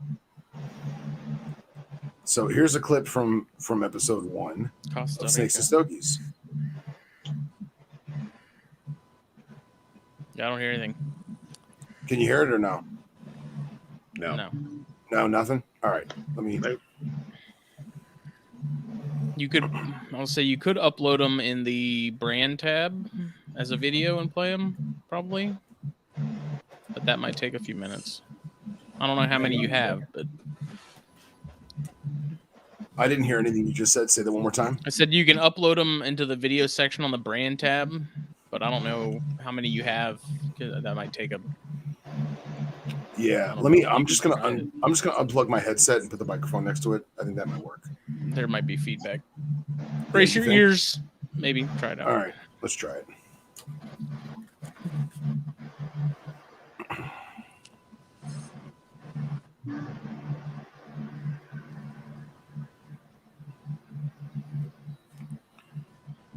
Let me turn off Eminem. I might be able to hear it better. So we're back. How was the weekend? The weekend was how's that sound? Yep. Sounds good. Post-Christmas weekend. My brother came down. He lives about 2 hours north of me, so he came down. That was nice. My aunt flew in from Philly, which is pretty good. She gives me crazy looks because I said I got to drive to Miami to pick up a couple rattlesnakes, and she thinks I'm out of my mind. But most Great Gatsby? Oh, I never read the book, but I thought the DiCaprio movie was very good. I read the book. The movie was good. Oh, we can drink champagne out of like champagne. Little wide, like mini margarita glasses. I'd be down.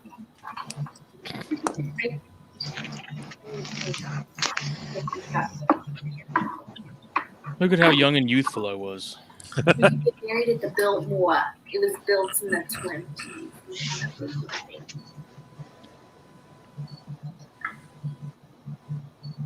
God, I'm fat. As long as I don't get shot. It was Hey Arnold, right? I don't know. Is I it don't know what you're Arnold or Hey Arthur? talking about. No, it's Hey Arnold. Hey Arnold, and then just Arthur. Arthur was its own thing. The little bear mouth. Well, yeah. That. Which one has hay in front of it?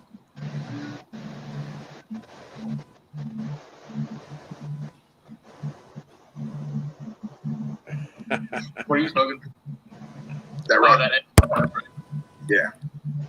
You really put I some work jumped into started these. real quick because I had a cigarette and it decided to stop. So I used to, when I had those Easterns, I used to put my dryer on because the laundry room is next to the snake room. I used to put my dryer on, just like run the dryer. And that way when the neighbor was like, hey, you guys like doing laundry late at night? Like, yeah, I'm sorry. Like, oh, well, can you not do it after like midnight? Of course, I'm sorry. I didn't mean to be disrespectful, happy neighbors. Oh, no, it's no problem. Just figured I'd talk to you. Meanwhile, what they don't know is that it's covering up this. Yeah, do you think they could hear that through the walls, though? I don't know, man. It's really loud. You should pretend that you're borrowing a cup of sugar, rile them up, and then go next door and see if you can hear them through the walls. Ask them if you can borrow something or just see find some into their apartment and I just need 1940s intel gathering. Borrow Can I sugar. look at the inside of your window treatments from your bedroom?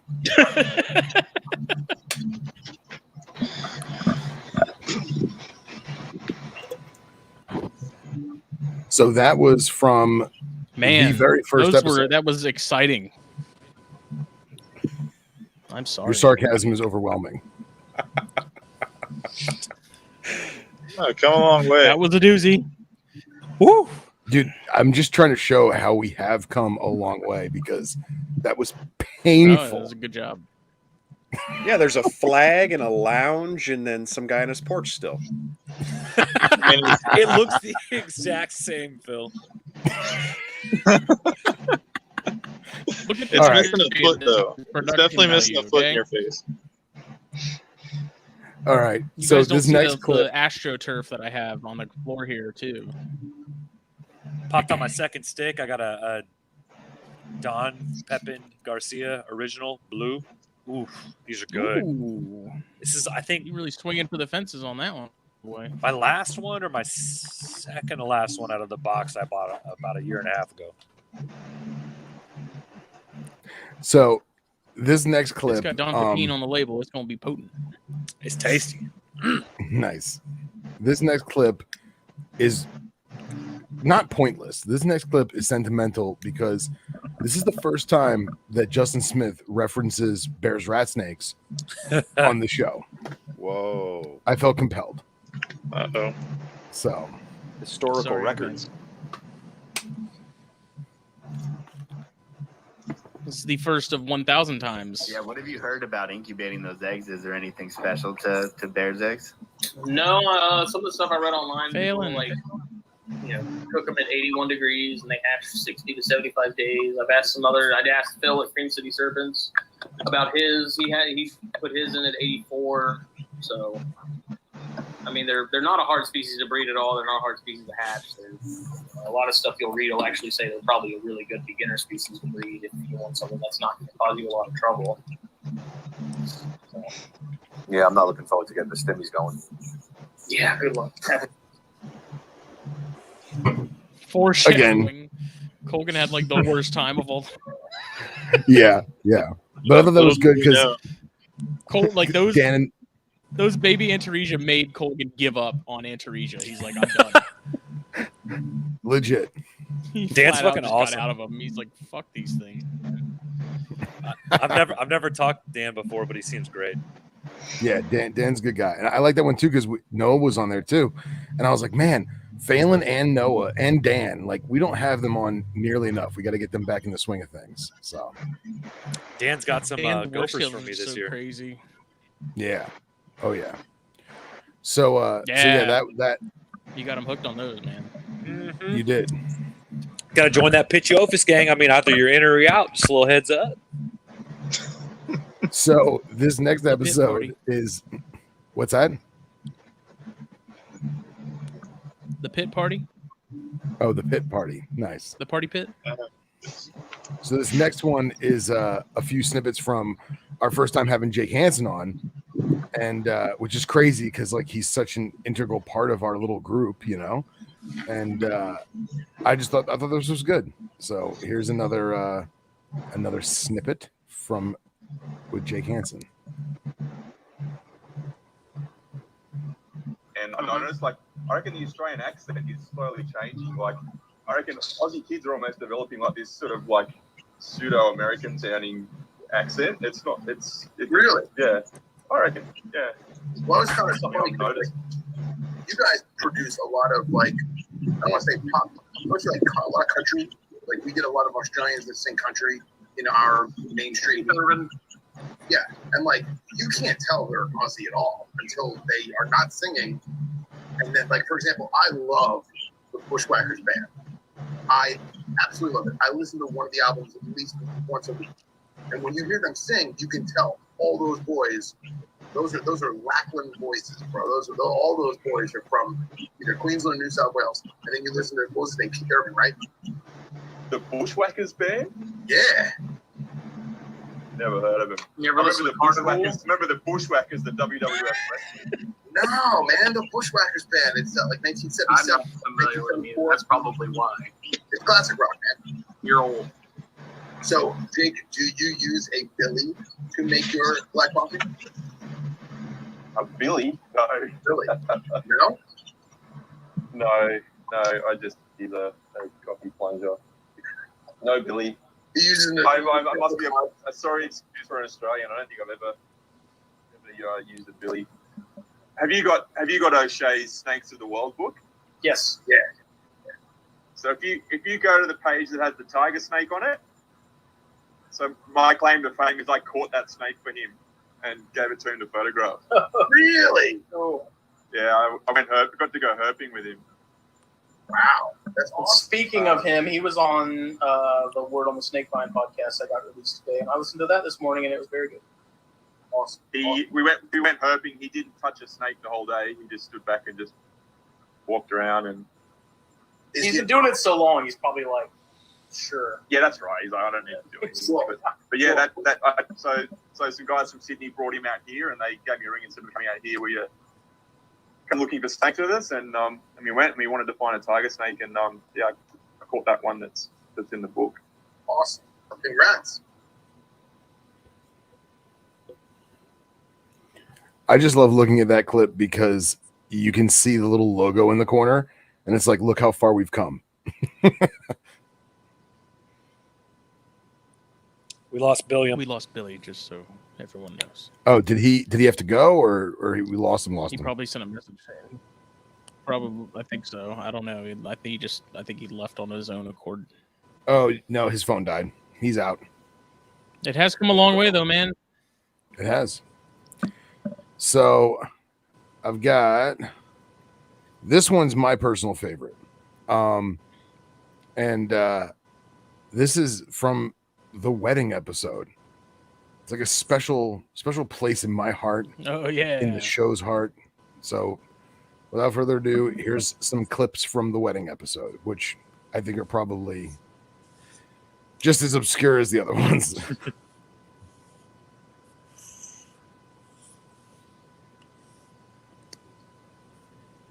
That ringneck snake now has a more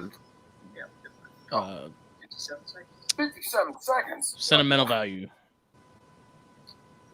Episode 48. Episode 48. 48. This is a little different. We're actually in the same place. We're together. Crazy, right? Is Brandon Wheeler the only one watching this? What's up, Brandon? Oh, nice. Shit, he shared it in the carpet group. Oh, look, so. this is my first time seeing the back end of it. Seeing the back end of it. Yeah. Very cool. You like that picture on Instagram of that super dark. Wu-Tang is for children. I saw that earlier. I was going to show you. Yeah, that's nice. awesome. Great. Yeah. Yes. Very cool. Almost neighbor-ceptical. It's like those melanistic cyanodon. I don't have seen it. Those things are bad. What's it look like? Like a really, really dark cyanodon. Does it still have pattern though? A little bit. Not a whole lot of time. Yeah. Like almost like it got burnt. Interesting. It looks really good. That's where they get those fake squatch prints, he said. Yep. Legit. There's a Smith in these I woods. sell castings of my feet for people to put in the woods. He actually plucks out hairs and tosses them in the plaster Paris. They ain't hairs from my feet. Still available for anybody that wants some. Man, this one's extra long and curly. Oh, God. What? It's a Bigfoot. The carpet matches the drapes. I don't know why I felt compelled to put that on there.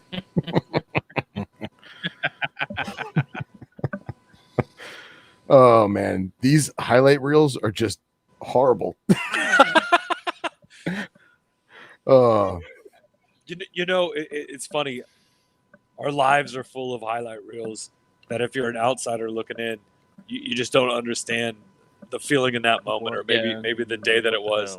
It's good. I like it. I remember that episode. I joined live. I remember watching you guys and chatting a little bit with y'all. That's good stuff, man. Yeah, absolutely. Man, looking at Justin, thinking about, remember hearing him talk about his first clutch of chondros and first clutch of bears, and watching him get ready for the wedding and talk about being a little nervous about some of the stuff he had to do, or making sure he was getting everything ready, and the trepidations involved. Getting to be able to share some cigars, smoking at the same time as you guys. It's been a beautiful journey. It's something special that we all get to share. Being, I'm not a geologist, but I've got to assume hundreds of thousands of miles away from each other. It's pretty cool. Yeah, man, it's absolutely awesome. I love every minute of it. I wouldn't have it any other way. My parents ask about Phil all the time. My parents miss Phil probably more than I miss Phil. Aww. I'm gonna meet you guys for real. My mom the other night, she's like, "How's Phil?" It's already set. How's Phil doing? That's awesome. That's great. There's actually another highlight reel that was just us bullshitting on the collaboration episode with NPR after West Texas. It's long, so I won't make everyone listen to it, but I had to save the beginning of it on principle because it's so great. So here's the beginning of it.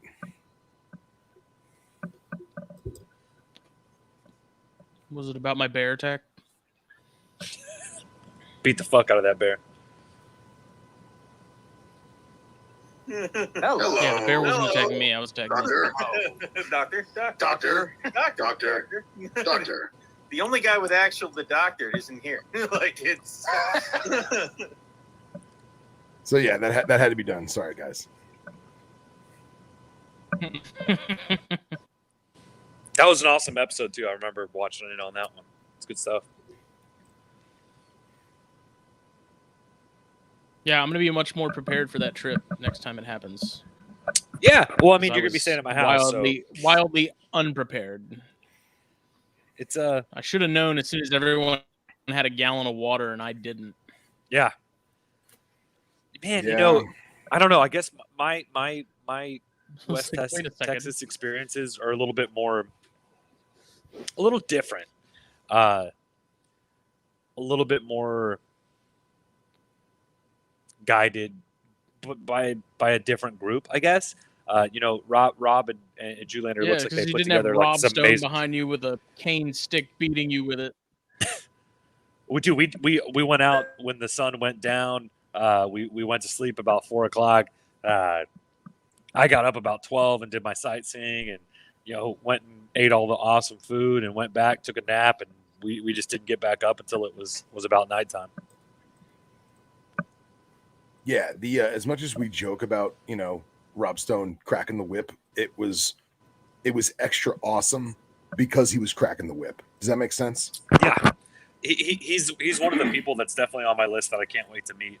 I'm hoping to be able to send him an Alterna. The only Alterna I have that's left that's not eating well is the one I'm sending him. And man, he's one of those guys. You know, I could make a list of 10 real fast, but he's one of those guys on that list. Who's just fucking amazing. Just huge positive vibes out of him in this hobby. Love it.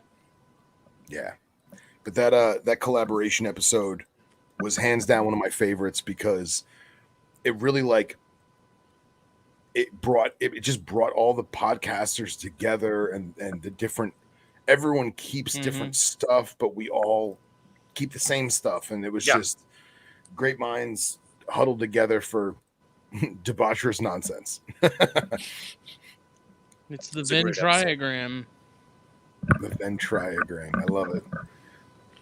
I just love that reptile people are the kind of people who get animals and they're like, hey, this doesn't work. You should have it. Yeah. I'm so bad about that. Except that, but we know that you send it to them and they're like, nah, man, it's not broke. It was you. Yeah. Literally, this is your fault and here's why. Yeah. Man, what a thing. Dude, this has been a a fun show to watch grow. Hell yeah, brother. Oh, hell yeah. Daffy's Roundtable, who we had on the show Thursday for THP, and that was one of the things we had talked about was like how the snakes and stogies thing came about. And I was like, well, we had a bunch of guys that like snakes, and then we had a bunch of guys that also like cigars. And so it's like those are two kind of super niche things. And so it was like there was really only a handful of us that were seriously involved in both, at least to some degree. And so I was like, we just decided to make a group, and then I told them how it morphed from live streams on Instagram into, you know, more and more and more. And it was originally supposed to just be very simple, very laid back, very stress-free, which it is very stress-free, but much less involved show than THP. And it's obviously wildly evolved from that, but it's been kind of cool because it was never. I don't think any of it was ever done really on purpose. It just, it happened the way it happened, and that's kind of the way we've always done it with THP and stuff. Is like just kind of let it go and see where it takes you. Yeah, it's a Bob Ross run of happy accidents. 100%. There you go. Fucking love it, man. See, man, but I have said this about the people that I have ended up interviewing, in that they're all cool people. Like the first handful that I found were people that I knew or that I had been referred to or whatever. But then, like, my circle's fairly small, and so if you get referred to my circle, you're probably cool because my circle is cool. And this sort of evolved the same way, where you had a handful, like, oh, we always talk to Brent because you guys are really into venomous and he's very into venomous. And that's not a huge community in the first place. And then you guys are really serious about how you keep venomous. So that eliminates a lot of the idiots pretty quickly. And so your group of people you'd be talking to in general is already small. And then if you're always, oh, you should talk to my buddy. Like, well, we're buddies. So if he's your buddy, then yeah, it's probably our brand of nerd, you know? Yeah, right. Exactly. It's so funny. The ever-expanding web. Coming from, I've always been a very hobby-centric person, and I've had a lot of different passions throughout my life, and reptiles has been kind of one of the main ones. But the best thing about this hobby and the people that we've met is that it's an open door. Anybody can be in on this. Yeah. We have these group chats and these video talks and these podcasts with such a gamut of keepers. I mean, even us four keep such a wide variety of animals. Yeah. Right. And yet we can sit here and talk passionately about every single one of them. And we're so excited for each other. Yeah. That's amazing. It's so special. It's so special. Really is. That's the perfect word for it, man, is special. Like, there's so many times we use words so frequently that it almost loses its power. Like the word awesome. Like I write awesome in text messages all the time. And then I think about it, I was like, was that really It's not awesome? all awesome. Like, was it really awe-inspiring that it was quote-unquote awesome? And I'm like, you know what? Special. That's the perfect word, man. It really is. Yeah, and it's just funny how it's all. I mean, like me and Jacob said on the previous like anniversary shows of THB, is like we had no idea that it would be where it is, and that we'd meet the people we meet and have friends that we can now call friends. And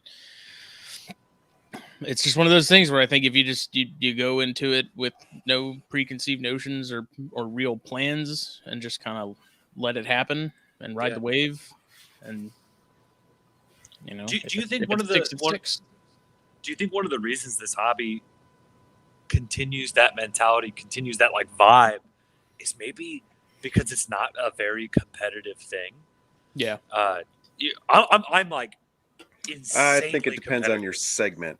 Yeah. That's true. But isn't it funny that the people in that segment are not part of the right? Yes. I hate to say that, but yes. there is definitely a segment of competitive people, and we're not going to like specify them or specify their niche. But it's so funny that segment runs those competitions and runs those smear campaigns on Instagram and does all that shit. And we're like, it's so funny that like you don't have to be a part of it, right? Like we know people that keep like a couple animals and never even have the thought of breeding, right? Like these people that are maybe even long-time keepers or short-time keepers, couple years into it. And they're immediately into the circle because they're passionate, abstract in the way they think, and the fact that they're accepting to a lot of things, and then boom, you're in, and then you're all of a sudden part of this huge family, this massive just family. Yeah. It's man, special. It's just special. It's special. It really it's also it makes me giggle too, because you think about it, not that long ago, like having friends on the internet, it was like, okay, it's probably a bunch of weirdos, probably some creepy dude in his basement, you'll never know. Yeah. And now it's like completely flipped, where it's like I have more of a relationship with people that I have not met in person than I do like people that I knew for years in high school or whatever here, you know. It's strange. Well, so when you talk about the competitive and not, or however you would classify that, like, so that to me was exemplified when I first met Billy and Casey. So it was at NARBC, monster, national, international show, humongous, Tinley Park. It's always a big deal, right? So you go to the auction there on Saturday night for NARBC Tinley Park. It always raises crazy money for USARK. It's a big deal. Like all of the famous quote unquote people are there and whatever. And you can see that, right? Like people buy tables and are like, you know, whatever. And that's kind of that section of herpetoculture, I guess. Sure. And then like me and a bunch of other nerds are walking around looking at silent auction stuff or whatever. And then like I see Billy and Casey just kind of standing together watching the auction. Yeah. Because they're not Midwest guys. And so it was one of those things where it's like, nah, man, just get in the van. We're going to get chicken wings. And then I literally just put them in my van with a bunch of people from the Madison Herp Society, several of which who had been enjoying adult beverages for the evening, who had no idea who they were. And they didn't know who any of those people were. I had literally just met those two guys in real life that day when I yelled at Casey down a stairwell in a hotel. One of the best stories ever. Right. And I drive a giant creeper van. So just like the internet person your mom said not to talk to. Plus, I look like this and was like, no, it's cool. You should totally get in the van. Dude, we're getting chicken wings. Come on. Yeah. And these people are intoxicated. It's all the unsafe things your mom said not to do. But I swear to God, there's ranch dressing here. You should come with us. And I got puppies in the back. And we did, man. We rolled out, invaded this restaurant with a bunch of nerds, hung out, talked snakes. And even at that restaurant, one of the people in that Wisconsin group, I hadn't met a few of them. I was friends with several of them. And he walked up to me when I was sitting talking to Billy and Casey, and he was like, "Oh, hey, we messaged on Facebook about some snakes. I'm that guy." And I was like, "Oh, that's cool. We got wings, and I think they have fried pickles." And like that dude just showed up, and Yeah. I had also never met him, and these two definitely hadn't, because he's some guy from Wisconsin, and we just rolled like that, and I guarantee that those other groupings that you would have seen in that major reptile event, they didn't do that. Yeah. They went back to their hotel room and just racked out, or whatever it is that they do. But it wasn't that, I promise you. Yeah. They went and got sushi and started editing their YouTube videos so that they could fucking get 4 views. That's what I kind of made that parallel with Fadi the other night too. Was like cigar shops. I see people all the time. People like out of towners that I've never met before in my life. I'll probably never see again. But it's like they come in, and there's like this instant sort of camaraderie in a sense where I talk to them like they're people that I already see on a weekly basis. Yeah. I'll never even get their name, but we'll talk about politics or whatever, and it's like, because they're there for, like, everyone's there for the same reason kind of thing. There's sort of this common denominator that everyone gets it. And I feel like it's the same with reptiles. And so that's why, I thought it was kind of funny with the snakes and stogies thing. It's like, yeah, they're 2 niche things, but the people that are in those niches, is it niches or is niche still plural? Doesn't matter. I don't know. I'll say niches. I think you should steal Justin and Chuck's thing and call them all nippers. Nippers, yep. Nippers, yep. Is it not niche? It is to us, but I guess it's niche. In Europe, it's niche. I'm sorry, but I think something in 1776 was signed that said, I don't give a fuck about Europe. I was gonna say there's an apostrophe in there somewhere. Fuck it. Niche. So when Nipper does come and wants to herp in Texas, he definitely needs to meet Chris. Apparently, yeah. Fantastic. I've actually and read the Constitution. I will have a signed copy that is highlighted just to let him know. Welcome to the U.S. You get a Bud Light and a gun and a cowboy hat upon arrival. Welcome to Texas. You get a come and take it flag. You get a pickle beer and a gun and an armadillo skin. Fucking dude, there's so many goddamn stuffed armadillos in this state. Armadillo helmet. We're so scared. It's so funny. Hunters, and I'm sorry to kind of derail on this. Hunters are terrified of fucking armadillos because they carry leprosy. Leprosy, yeah. Yeah. And so people don't fuck with armadillos. Yeah. Dude, whenever we see armadillos all the time. It's like, don't fuck with armadillos. Me and Julander chased one around for 10 minutes when we were at our first stop in Texas. We came up on a group of them, and they didn't care that we were even there. Yeah. And then once you got within 4 feet of them, then they were like, okay, yeah, no. And we chased this one around this little water outbuilding shed thing for 10 minutes. They're just little fucking armored possums, right? Like the little I was like, Doc, what are we gonna do when we catch one of these things? He's like, oh, I don't know. Dude, they're fucking nasty. They're nasty. I'm not touching the damn thing. You don't touch it. Don't leprosy. Don't touch it. That's only 40% of the time. I feel like Nipper, when he goes herping here, needs to find himself a jackalope. 100%. How great would it be if, we're ruining it because Nipper's going to listen to this tomorrow. Make him find a raccoon. How great would it be if you had someone put a jackalope in their backpack and then go ahead of everyone on the trail and stick it up in a little rocky alcove? Yeah, and then that's what I'm going to do. And then you bring up the binoculars. Just be like, what the hell is that? And hand him the binos, and he'll be looking, and he'll do one of these. What the fuck's a jackalope? Do my eyes to see? What did you just say? So, also, are you not American? Justin Apparently can help not. Nipper in his quest. Yes. It'll work out because you can get high and low. It'll be 100%. I'm there Jackalope for long is a range. legit American treasure. Yeah, it is. It is. I honestly thought that was Mariah Carey and Chupacabras. If I take somebody to West Texas and put them on a snake that I think was going to impress them, I said West Texas, but I mean just but West Texas. Obviously in Alterna, never, ever, ever, ever go to West Texas thinking you're going to see an alternative. You're not going to see one, right? Like they don't exist. There are actually none there. I didn't even know those Javier things existed until we went there. Javelina. Yeah, it's a one. javelina.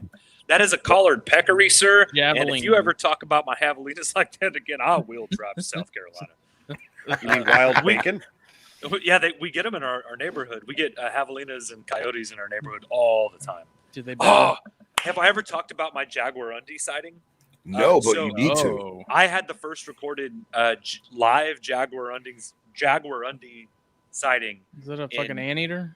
No. It's a cat, a predatory cat. And, yeah, those things. Most of them have moved. Did you go south from Tamandua to Jaguarundi? I don't know, dude. That was the.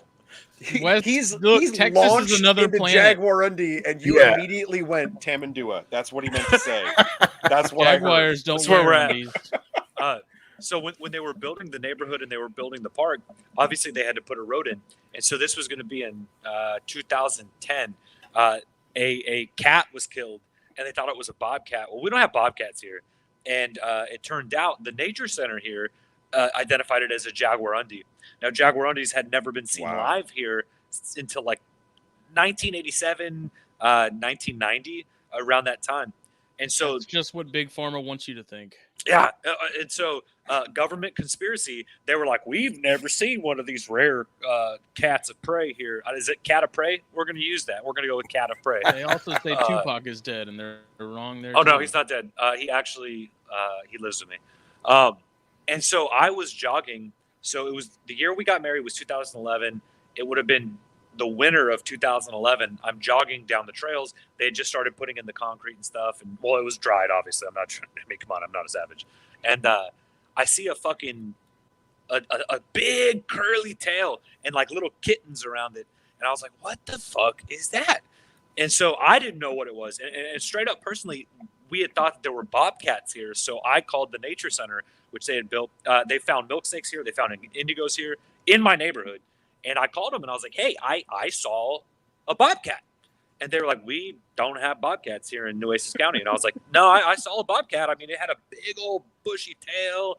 And I don't know what the fuck. I don't know what the fuck a bobcat looks like. And I saw a bobcat. Yeah, bobcats are anti-longtail. Okay. Yeah, exactly. It's a bobbed cat. Turns out I am not a cat of prey person. And so the lady was like, so yeah, it had a big tail. And she's like, well, obviously it's not a bobcat. And I was like, fuck. All right. So what was it? It was a feral cat, I guess.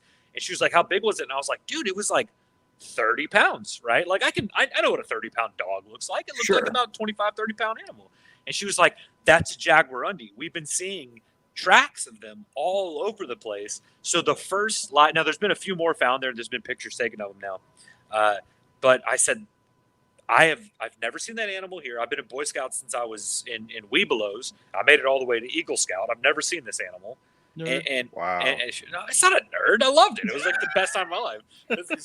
And she was like, that's a jaguarundi. And so like I went into the nature center. They asked if I had pictures. And I was like, bro, I got a fucking Motorola Razr. What am I going to take a picture of?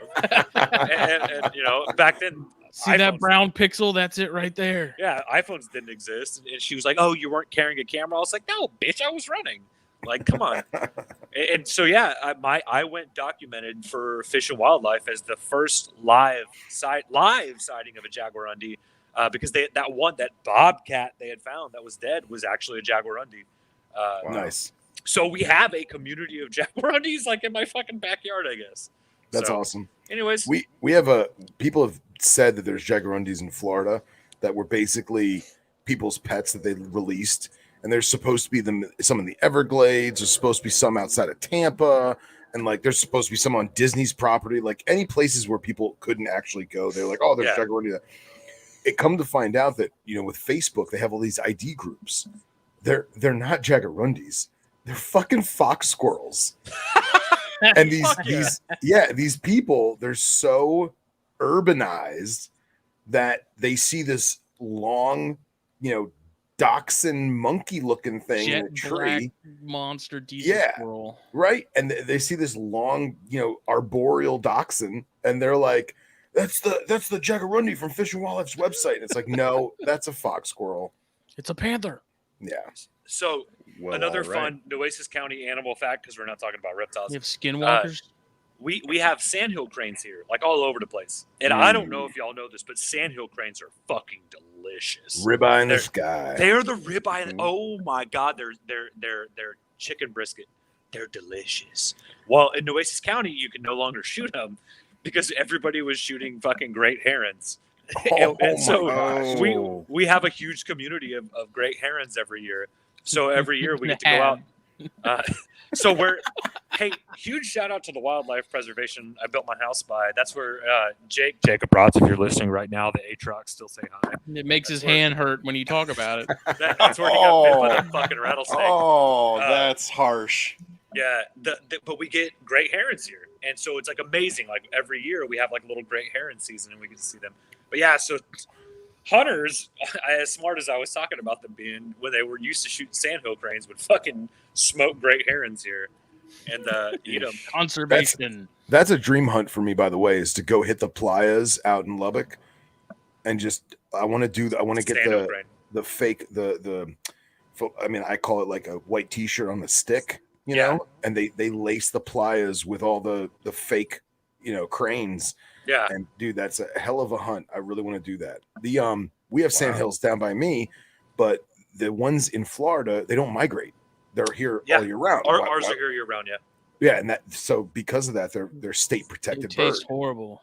And a couple buddies of mine, they were out hunting during general gun season, and this guy, some short little guy that had no idea what he was doing, walks out of the bushes at the hunter check station with his shotgun and a sandhill crane by the neck.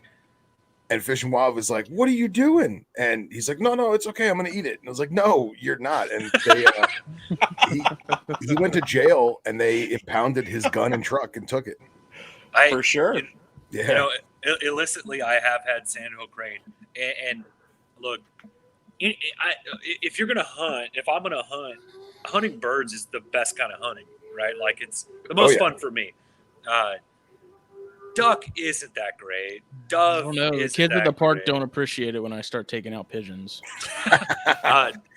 Pheasant up north. My dad's a big time pheasant hunter. He'll go up to Minnesota and hunt pheasant. Pheasant's not that great. Sandhill crane is fucking amazing. It's so good. It's I gotta do it. I think you can hunt them in Jim Wells. I'll have to look at the laws. Maybe when you come down here, we'll go smoke a couple of them. Yeah, I used to have an industry coworker, I'll call him, who was stationed in Lubbock, and he had like 15 or 20 playas on like friends' properties, and they would just do a different flag pond every day for like 10 days straight. Because I think where he's at, I think your limit is like 2 per person per day. Yeah. And so like Monday they hit one spot, then they would leave that one alone, and that's they shot those birds, and that's the only birds that are shot in that flag pond for that, or the playa, for that whole season. And they would just go from pond to pond to pond and stock the freezer for the whole year, and you're set. Now we're talking about food. You got me sweating. I'm just like, woo. We start talking about redfish. Oh, baby.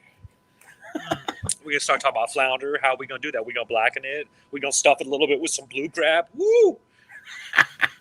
I love it. There was a shoulder shimmy in there. That's amazing. I get excited.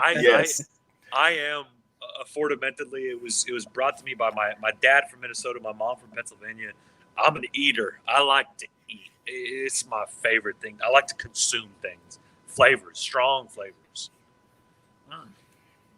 Wait, Pennsylvania and Minnesota. So you're a Dutch Eskimo in the bottom of Texas? No, So my grandfather moved to America. So this could be on my dad's side. My grandfather actually left Germany during Nazi oppression, and came over to America and fought in World War II. My grandfather on my mom's side was from Pennsylvania, as well as her mom, but they moved to Corpus. He was actually on the Lexington, which is so weird. They brought the Lexington here. So the Blue Ghost is stationed here in Corpus, or beached here in Corpus. So my grandfather, bless all their souls, they've all passed this time, was in the Navy and was on the Lexington and was stationed in Corpus for military reasons. All the Minnesotians just moved down here because the cold fucking sucks. Wow. But yeah. So yeah. Wait, so is your daughter, would your daughter qualify for Daughters of the Revolution? I don't know. The neat thing that my daughter does qualify for, my wife, who's Hispanic, her grandmother is Choctaw Indian and still receives reciprocity from the reservation. She had, I don't want to say it wrong, but she receives reciprocity from the government, and it's a matriarchal Indian tribe. So the Choctaws, Wow. every time a woman passes away, that matriarchal reciprocity follows down. So my daughter will actually at some point down in the future receive that. She's actually the only granddaughter out of all the grandkids. Wow. My wife and her sister are the only two girls, and then her mom is the only girl from that generation. Wow. And that's Wow. native Corpus Christi. Her grandmother, as a Choctaw, I believe she's actually half Choctaw Indian, but is not from anywhere else. She is only from Corpus Christi. She's never. Wow. Her entire lineage is from these actual lands. It's kind of That's crazy. amazing, yeah. And then so it's kind of interesting. And I say this kind of candidly. Her family is predominantly Hispanic, but they're all from Corpus Christi, Nueces County. And my family, being predominant or 100% Caucasian, is mostly first or second generation imported. My grandfather's from another country. My grandmother's only one generation derived. My grandfather and his wife are both from Ireland, so half Irish, kind of half German. So my family's been in this country much less than hers. So yeah, kind of interesting lineage to come from. Yeah, man, it's America. It's what we do. It's a melting pot, man. Yep. A melting pot. Man, whew. So do y'all have a favorite episode? I think me and Phil kind of chatted about that. Do y'all have like a favorite episode that kind of y'all can bring up and think about? Yeah. Justin, do you? Pretty much any of the ones with Brent, man. I feel like every time we have Brent on, just Brent is great. Brent is pretty awesome. And I do mean that genuinely awesome. I think if Brent and Chris get too close to each other, they'll shake like magnets. It's so true. It never shuts off, guys. I never sleep. I just don't sleep. It's overrated. Phil, do you have a favorite episode? I do. I'll be honest that it's not even a Snakes and Stogies episode, but that West Texas recap, man, it really just does it for me. I think it's kind of a tie between that and the wedding episode, because that was the first time. Actually, that may be the only time that Justin and I did a show together sitting next to each other. It is. Badass, man. You know, and like the fact that we were on his parents' porch, it was the night before the wedding, and like family was there, and it was the weather. The Tantilla, like as stupid of a herping find as it is, it's like it's so special. But there's yeah, there's that word again. Now I'll never be able to see a Tantilla and not think about that one we found. Yeah, 100%, man. And like your family was awesome, and the wedding and everything. Like it was a great show. It was a great weekend. You know, that's probably my favorite. Yeah. Bill, do you kind of dip back into the quiver and remember an episode that stood out to you? So, man, I don't know. So a bunch of people in the chat were saying how their most recent episode with Jen was like, oh, the best thing ever. It was awesome. Yeah, that's in my top 5 easy. 100%. I think the reason for that is kind of like what I was saying before. Like, I don't know if I per se have a favorite episode, because I'm not a venomous dude. So pretty much every episode when I hear you guys talk, I have to Google stuff and I learn things. And sure. So like all of those episodes are, I figured out a new thing or found a snake I didn't know existed or whatever. And so I originally started watching and participating because I don't know as much about venomous things.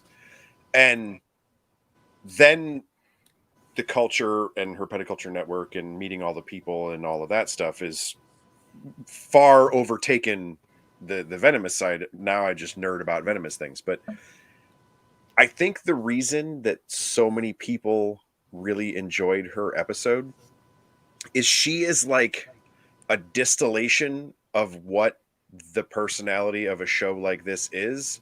When when this section of people becomes a Grammy, we all think we're going to be Grammy Jen.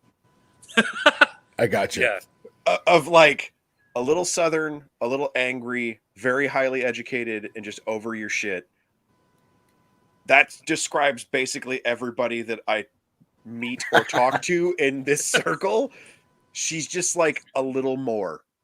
And so like the whole chat was just going off about the stuff she was saying. And I was like, yeah, it's like all the personalities went into one grandma. And then she came on the YouTube. Like it was, yeah. I don't think we got like that episode probably got the most feedback, at least that I can think of in recent memory. You know, a lot of people commented on that, and even after the fact with the live and stuff, people were like, that was, you know, a lot of things that needed to be said and stuff. And you know, someone had commented that, you know, what she was talking about was refreshing to hear, because you know, a lot of the over the top YouTube stuff just doesn't, you know, people don't really call it out, myself included. And yeah, you know, to have someone come on and basically say like, this is dumb. Well, see, but that's the thing is people do, and people share those opinions, just not as much of a in your face, not as sharply manner. Yeah, right. Yeah, but and so like I've heard you guys talk in different ways on the show about, you know, how you feel about venomous and how you feel different things and so on and so forth, and then chatting with people, you listen to folks on THP, you know, you listen to even the NPR crew as you guys kind of talk to them more, and the sentiment is basically the same across the board, and everybody has the same general thoughts and ideas. And then she just showed up and was like, well, we're going to drink whiskey. We're all thinking it. Yeah. Yeah. You know, I'm just saying. I don't know. I just thought it was a happening right before this. Like, I thought that was perfect. Like, that distilled out a lot of thoughts and trends of ideas that had come up in these episodes. Mm-hmm. She just said all of them in a row. Yeah. And then episode 100. There's such a passion to her dialogue that is only farmed by patience, experience, and love, right? Like somebody could maybe listen to the few of the things she said, and I'm sure there is a group of people that if they listen to this would take that negatively, and good. It's like a good pastor at church. You maybe don't necessarily always agree with every single thing they say, but with that passion, that trueness, that it's only found in like I said, it takes patience, it takes conviction. Passion, it takes conviction, exactly. And yeah, that was a banger of an episode. I'm glad I got to listen to it, and so glad that things like that are recorded, because goddamn. My thing about her too is when the whole Grammy thing, how she kept saying that, like, if you're mad, she's talking to you. Yeah. So yeah, nothing she said made me mad. If the shoe fits, you know. I wasn't upset by any of it. I laughed the whole time. I'm constantly talked about as being a very positive person, and I am very positive. If you're around me, I'm going to get you excited. I'm going to make sure you're smiling.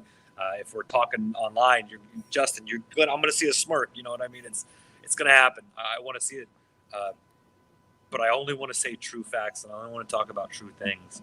And God, seeing that out of somebody like her, just great, fucking great, man. Good people. Yeah. I gotta say, along those lines, I'll jump to me and say one of my favorite episodes I was actually on, and it wasn't actually anything about me. It was when Scott Eiper came on, and I remember I think he was driving to work, and he's always driving to work. and there was a snap. I remember it. We were talking. It was a little ho hum. Maybe we weren't we weren't really moving too much in our talk, and he came on, and Scott just, and I don't say this in a negative way, it was almost like belligerent. He was like, this is this, and this is this, and oh man, that's just the Australian way. They're like the globe, the New Yorkers of the globe. They are the Texans of the globe, Justin. We're passionate. It was, you know, and I do understand that Australia is a little smaller than Texas, and I'm sorry, Australia. I forgive you. But his conviction, like we were using that word, and Phil, what a beautiful word to use to what he was talking about, and he did a good job of lining out specificities in the hobby that maybe we do need to take more time. And you know, we've all got this like PG rating on us, like, right? We don't want to poo-poo on people, and maybe we need more of that. Because he didn't say a damn negative thing about the hobby. He only spit positive words, right? And there was a reason for it. And man, I just remember sitting here live and just being like, fuck, this guy is like 30, 40 miles west of me, right? I don't know where Australia is. I don't do that. And I'm like, this guy's fucking amazing. Like, what a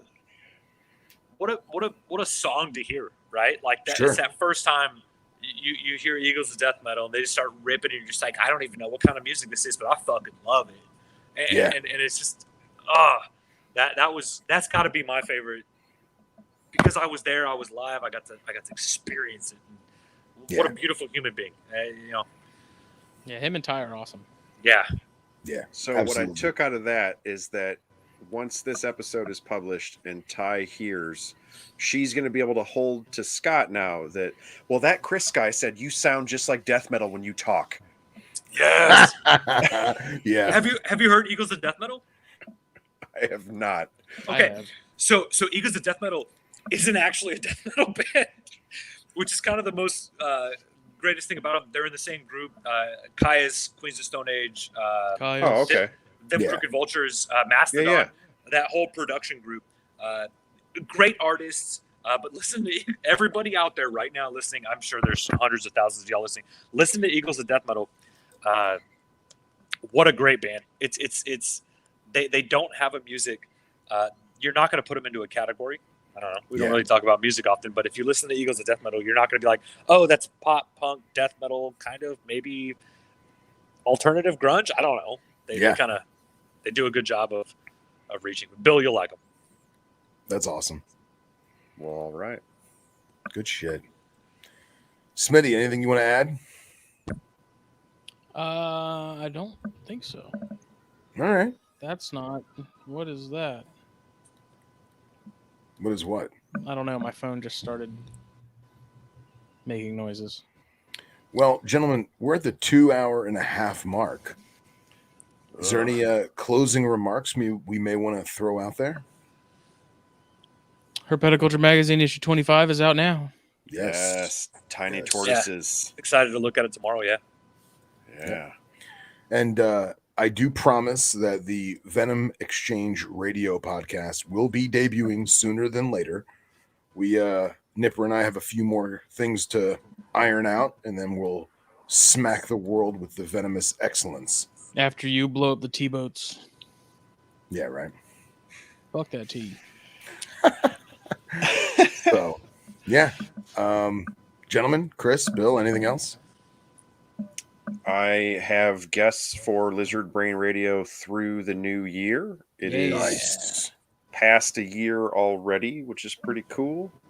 And I have actually already folks that I started out interviewing have developed projects. Some have gotten some new things, built some stuff. A couple of them went way off the deep end with like crazy new awesome things. So I'm going to kind of come back and check on them a second time. So that should be pretty cool.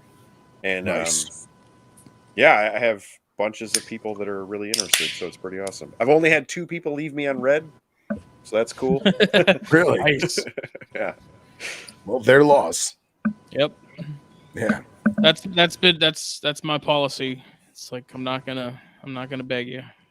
Yeah. Yeah. Fuck yeah. Listen to Justin. Listen to Phil. Listen to Bill. Listen to Dom. Listen to Dom's podcast. You got a great fucking podcast going. Everybody needs to listen to all these people on the Herpetoculture Network. There's a lot of other great podcasts out there. These are my favorite. We're due for a Corn Stars episode too. Yo, we gotta get Very Corn Stars. true. Hey, straight up, Joe, rest in peace, man. You know what I'm saying? He's in Texas. I got him. I'm gonna fucking get his ass. Motherfucker's like 3 hours away. That's right down the street. You know what I mean?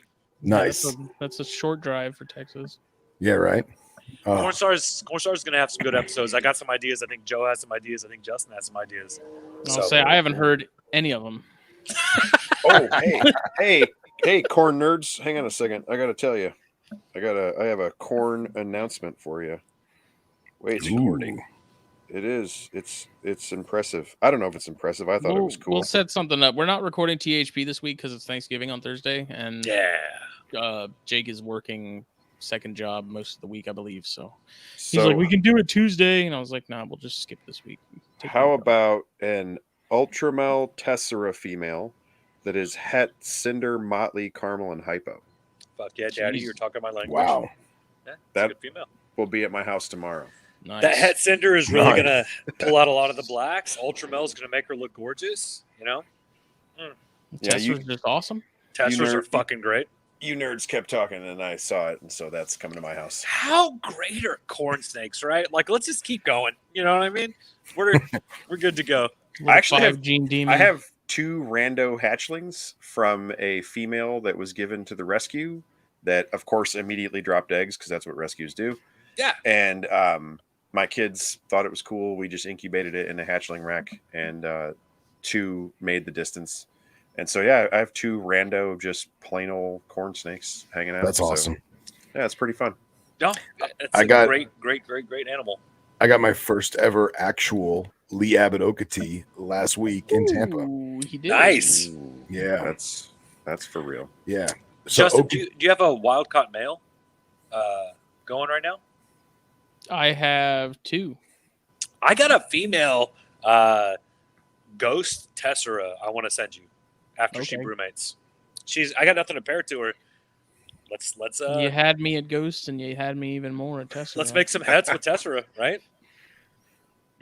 So Phil, now that you have a corn snake and you've extended into almost the best pea starting genus. Almost the best pea starting genus. I wonder what the other one could be. Shituophis? We could say Phylurus. Those are pretty cool. That is true. That's true. We could say Studecus.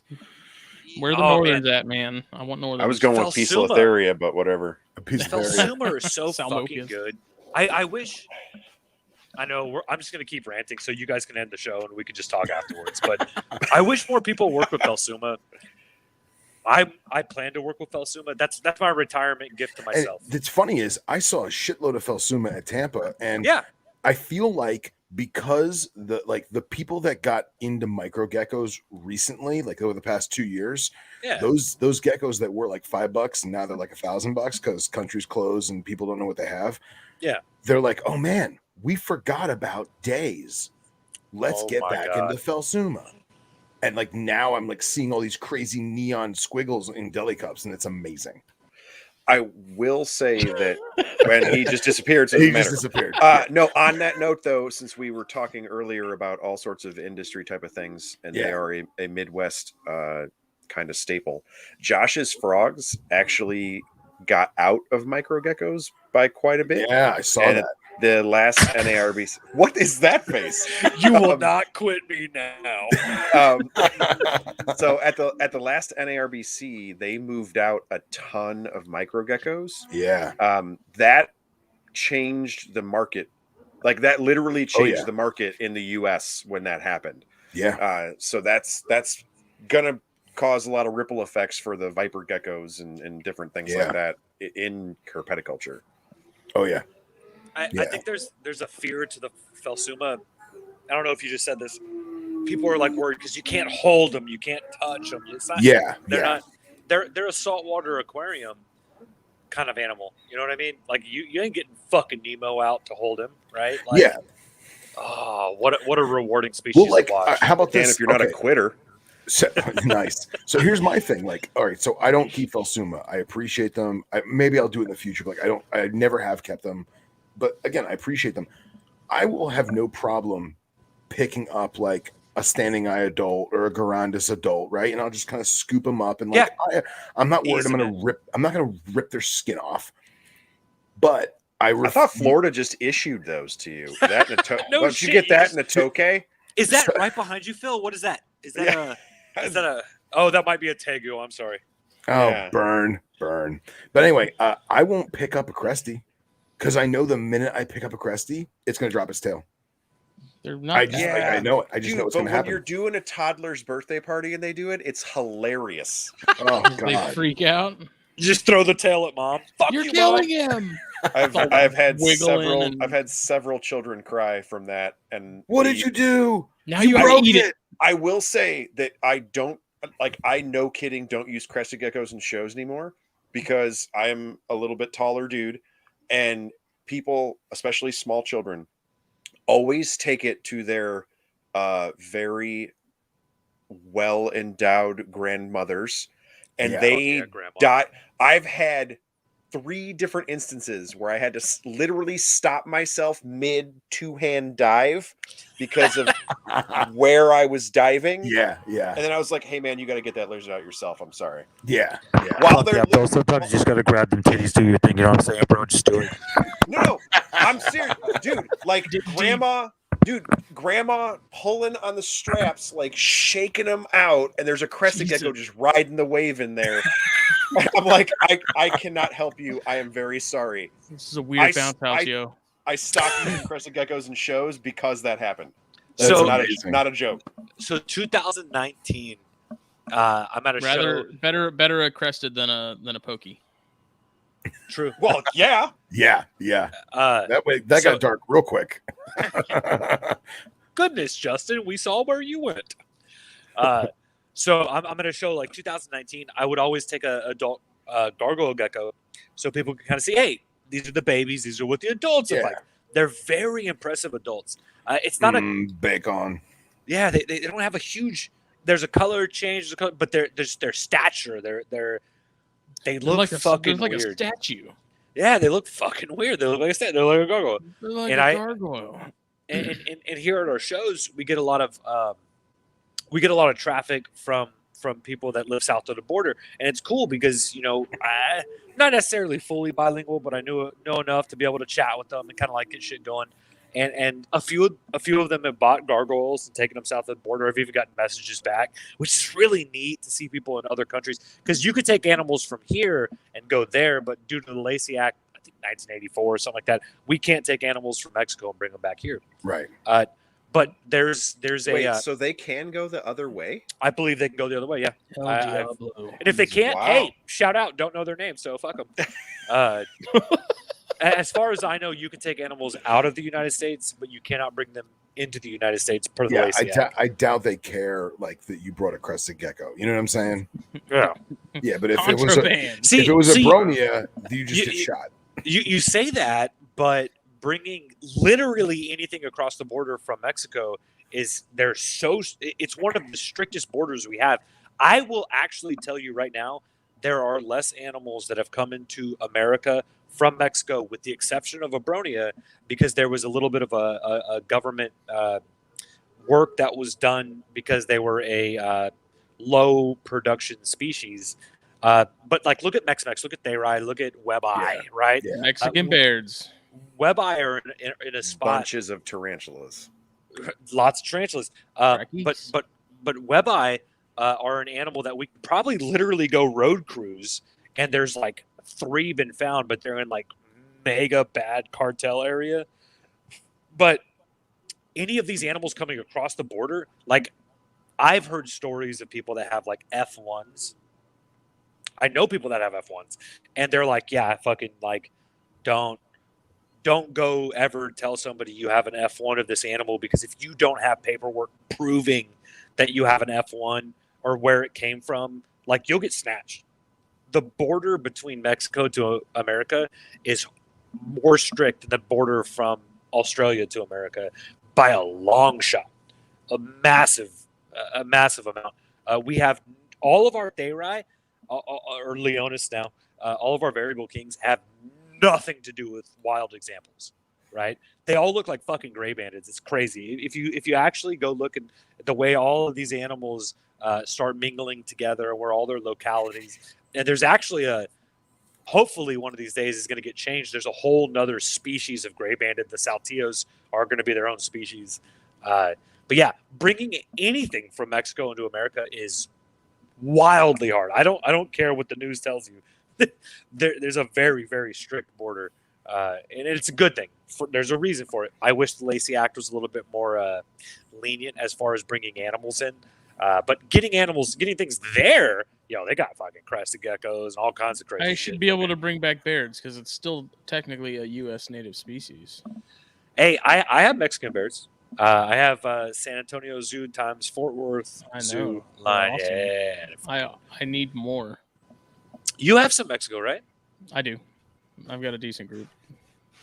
I've just been listening this whole time thinking that, cartels are businesses. I feel like if we paid a finder's fee. You literally read my mind. I'm just saying, be cool. Okay. Like you can't just $200, no problem. Like if you go to the bar south of the border, just hang out, be cool. Guy shows up with some frogs, just be cool. Like better yet, you find some guy. You find some guy who is like a legit, like I don't want to say construction guy. Like he brings in lumber or something, and be like, hey, you obviously grease some pockets to get that stuff here on the south side. Like, ask him, hey, some gringos want to come look for snakes. What do you think? And let them talk amongst themselves and then go from there. I feel like that would not cost as much as you think it would cost. Probably not. As somebody who has sold massive amounts of cocaine in their life, right? Like, I have yet to see a fucking snake from Mexico. All right, well, now I got to get off the call. So I know. Hey, Bill, my wife's a federal employee. She works for the courthouse here. So yeah, we're good. That hasn't stopped people before. No, I would never. No, that's why when she got that job is when I had my audit by Fish and Wildlife. Nice. When I got my my interstate commerce license to have black pine snakes. I made sure I did everything for those dangerous illegal green tree pythons. I had to get rid of all my rosy boas because it's per Fish and Wildlife in Corpus Christi, my city, not my county. It's my city. It is illegal, and we do not break laws here. So I know we're trying to end, and I should shut up. But how infuriating is it to you? So I yell at my wife all the time about this. We complain all the time. We're like the only idiots following the rules. Yeah, we're the only ones. Johnny got chewy eggs. Because awesome. When the IDNR guy shows up at my house or at the shop where our facility is or whatever, and meets me, I'm like, hey, I do that too. Like, I'm not gonna jeopardize my stuff because I want to keep weird bugs or whatever. And then I scroll through Instagram and it's like, hey, did you know that all phasmids are illegal in this state or in this country? Please stop posting them all over Instagram. Also, if you do shows like me, don't put them on kids and then put it on Facebook. Like it drives like me insane. Well, it's goofy too because the people that are doing it illegally are like they get caught, they get their pee-pee slap, and then they're released back into the wild to just do it again. Yeah. But then you get guys that are legit, and they're like, "Yeah, we're gonna throw, the entire book at them." Dude, if you get on my local Facebook for like reptile, there's like a little. Anyways, and I'm not saying to do this, but dude, it's all fucking ball pythons, and I'm like, y'all are literally just on Facebook selling this shit, right? Like, no, like that's illegal. It's so weird because if the cops ever found out, because now city ordinances have left city responsibility and are now specifically under PD. We had a little shift about 3 years ago, and they just don't care. And they're like, oh, I didn't even know that was a law. Every cop that is now, because it's no longer under Fish and Wildlife. Now all of our laws are enacted by CCPD. They just don't even know. They don't even know. And it's like, why is this even a law? And, I was going to go push on that. I was actually friends with the fucking mayor, and he actually lost re-election during COVID, and so I never actually got to sit down and do it. And it's such a weird thing because Texas is so open, and I am all about laws. I am all about laws being protective to the citizens, and I think that if you have venomous reptiles in Texas, I think you should have to go through some level of testing or some fucking kind of apprenticeship or something. But it's not the case. I could go to fucking Austin and buy a spitting fucking whatever rattlesnake. I don't know. I don't know what venomous do. But, you know, and it's like I could go have a taipan in fucking Austin, and like they're fine with it. It's fine. It's okay. But if you go to Corpus Christi, Texas, you cannot have any venomous. You cannot keep venomous. I can't have a Gila monster. I can't have anything. And I can't even get a license to do that because they're convinced they'll just survive here. Yeah.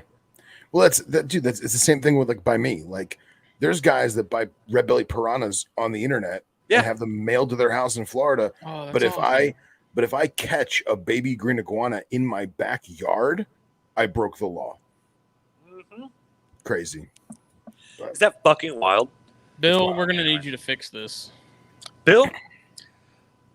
Come on. You know what I mean? Do you think someone's going to tell that beard no? My wife fucking think so. My wife surrendered an emery to the IDNR, and when they came to get it, she had to teach the guy what it was and convince him that we weren't giving him the wrong snake and like trying to pull one over on him. Yeah, because people turn themselves in to give the wrong animal. So it came to us in a stupid way. Cover up. And we were like, hey, you know, it's endangered in our state. Illinois doesn't recognize subspecies. And so they don't care. Emery, whatever is considered that.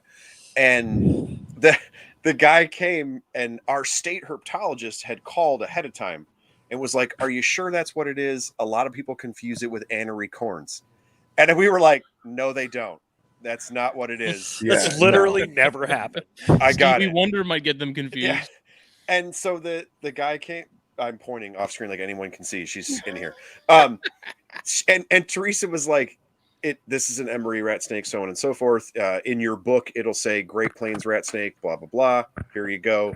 And the guy just repeated it. He was like, are you sure it's not an anery corn snake? And my wife has no poker face whatsoever.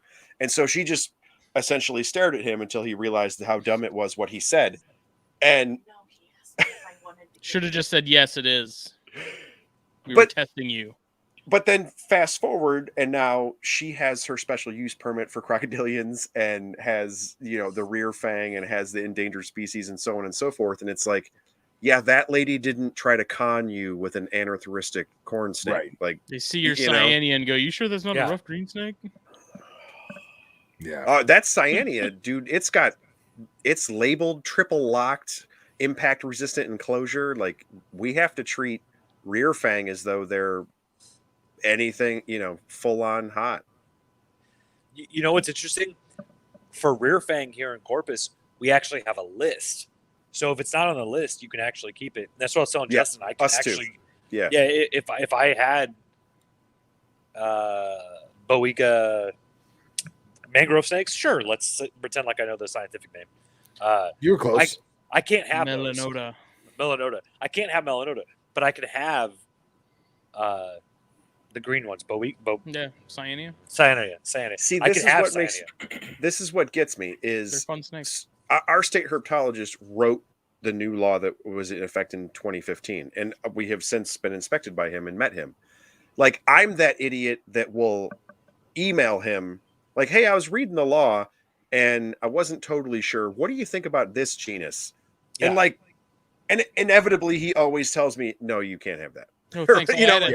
Thanks you for reminding me. I'll put that on the list. Yeah. And that's fine. But like, nobody else is emailing that guy. You know, they just better for, you know, forgiveness than permission or whatever. And I'm that one idiot that's emailing to like, hey, what are you trying to do it right? Well, but I literally, I was like, hey, what do you think of Samophis? And he's like, why would you want to keep brown snakes that are boring? No, you can't have those. None of your business. I was like, that's not even a good reason, man. Wow. It's so crazy how easy it is for these laws to be put into effect, but it's so hard to change them. And yeah. Well, and so, but if you talk to those folks, like that guy is actually reasonably cool. Like we met him, he inspected us, he keeps herps, he's a nice guy. He straight says, I wrote that law so that the lawmakers in Illinois could vote on it, because they wouldn't have understood the language. Like the way he and I talk in my shop when he's inspecting my stuff, you can't go to the Illinois Senate and talk to those people and be like, oh yeah, Bill's good, none of his stuff will kill you, I promise. Like that, you know. Yeah. It's a whole other episode of laws. It's a whole other laws. That went way off the rails. Sorry. That's all right. All right. So thank you to everyone who partook in our 100th episode. Thank you to the listeners. Any of the episodes. Yeah. Thank you to the listeners, the viewers, the followers, the like clickers. We love you all. We do. Yeah. Once again, the show is also brought to you by Puget Sound Pythons. Check them out. Yep. Facebook, Instagram, YouTube. Give them a follow on all of them. And then issue 25 of Herpetoculture magazine is now out as of last night. Be sure to check that out as well. Hell yeah. Hell yeah. Oh, hell yeah. Oh, hell yeah. Oh, hell yeah. I'm kind of disappointed, Chris, when you opened that beer earlier. I was expecting you to just smash it over your head. Oh, man. I thought that's how they did it in Texas. Just like the Texas rattlesnake in 1996. Fucking Vince McMahon in the ass. Can I get an oh, hell yeah? Oh, hell yeah. That's it. Yep, Perfect end. That's Perfect it. end of the show. That's it. Bye. All right. Bye.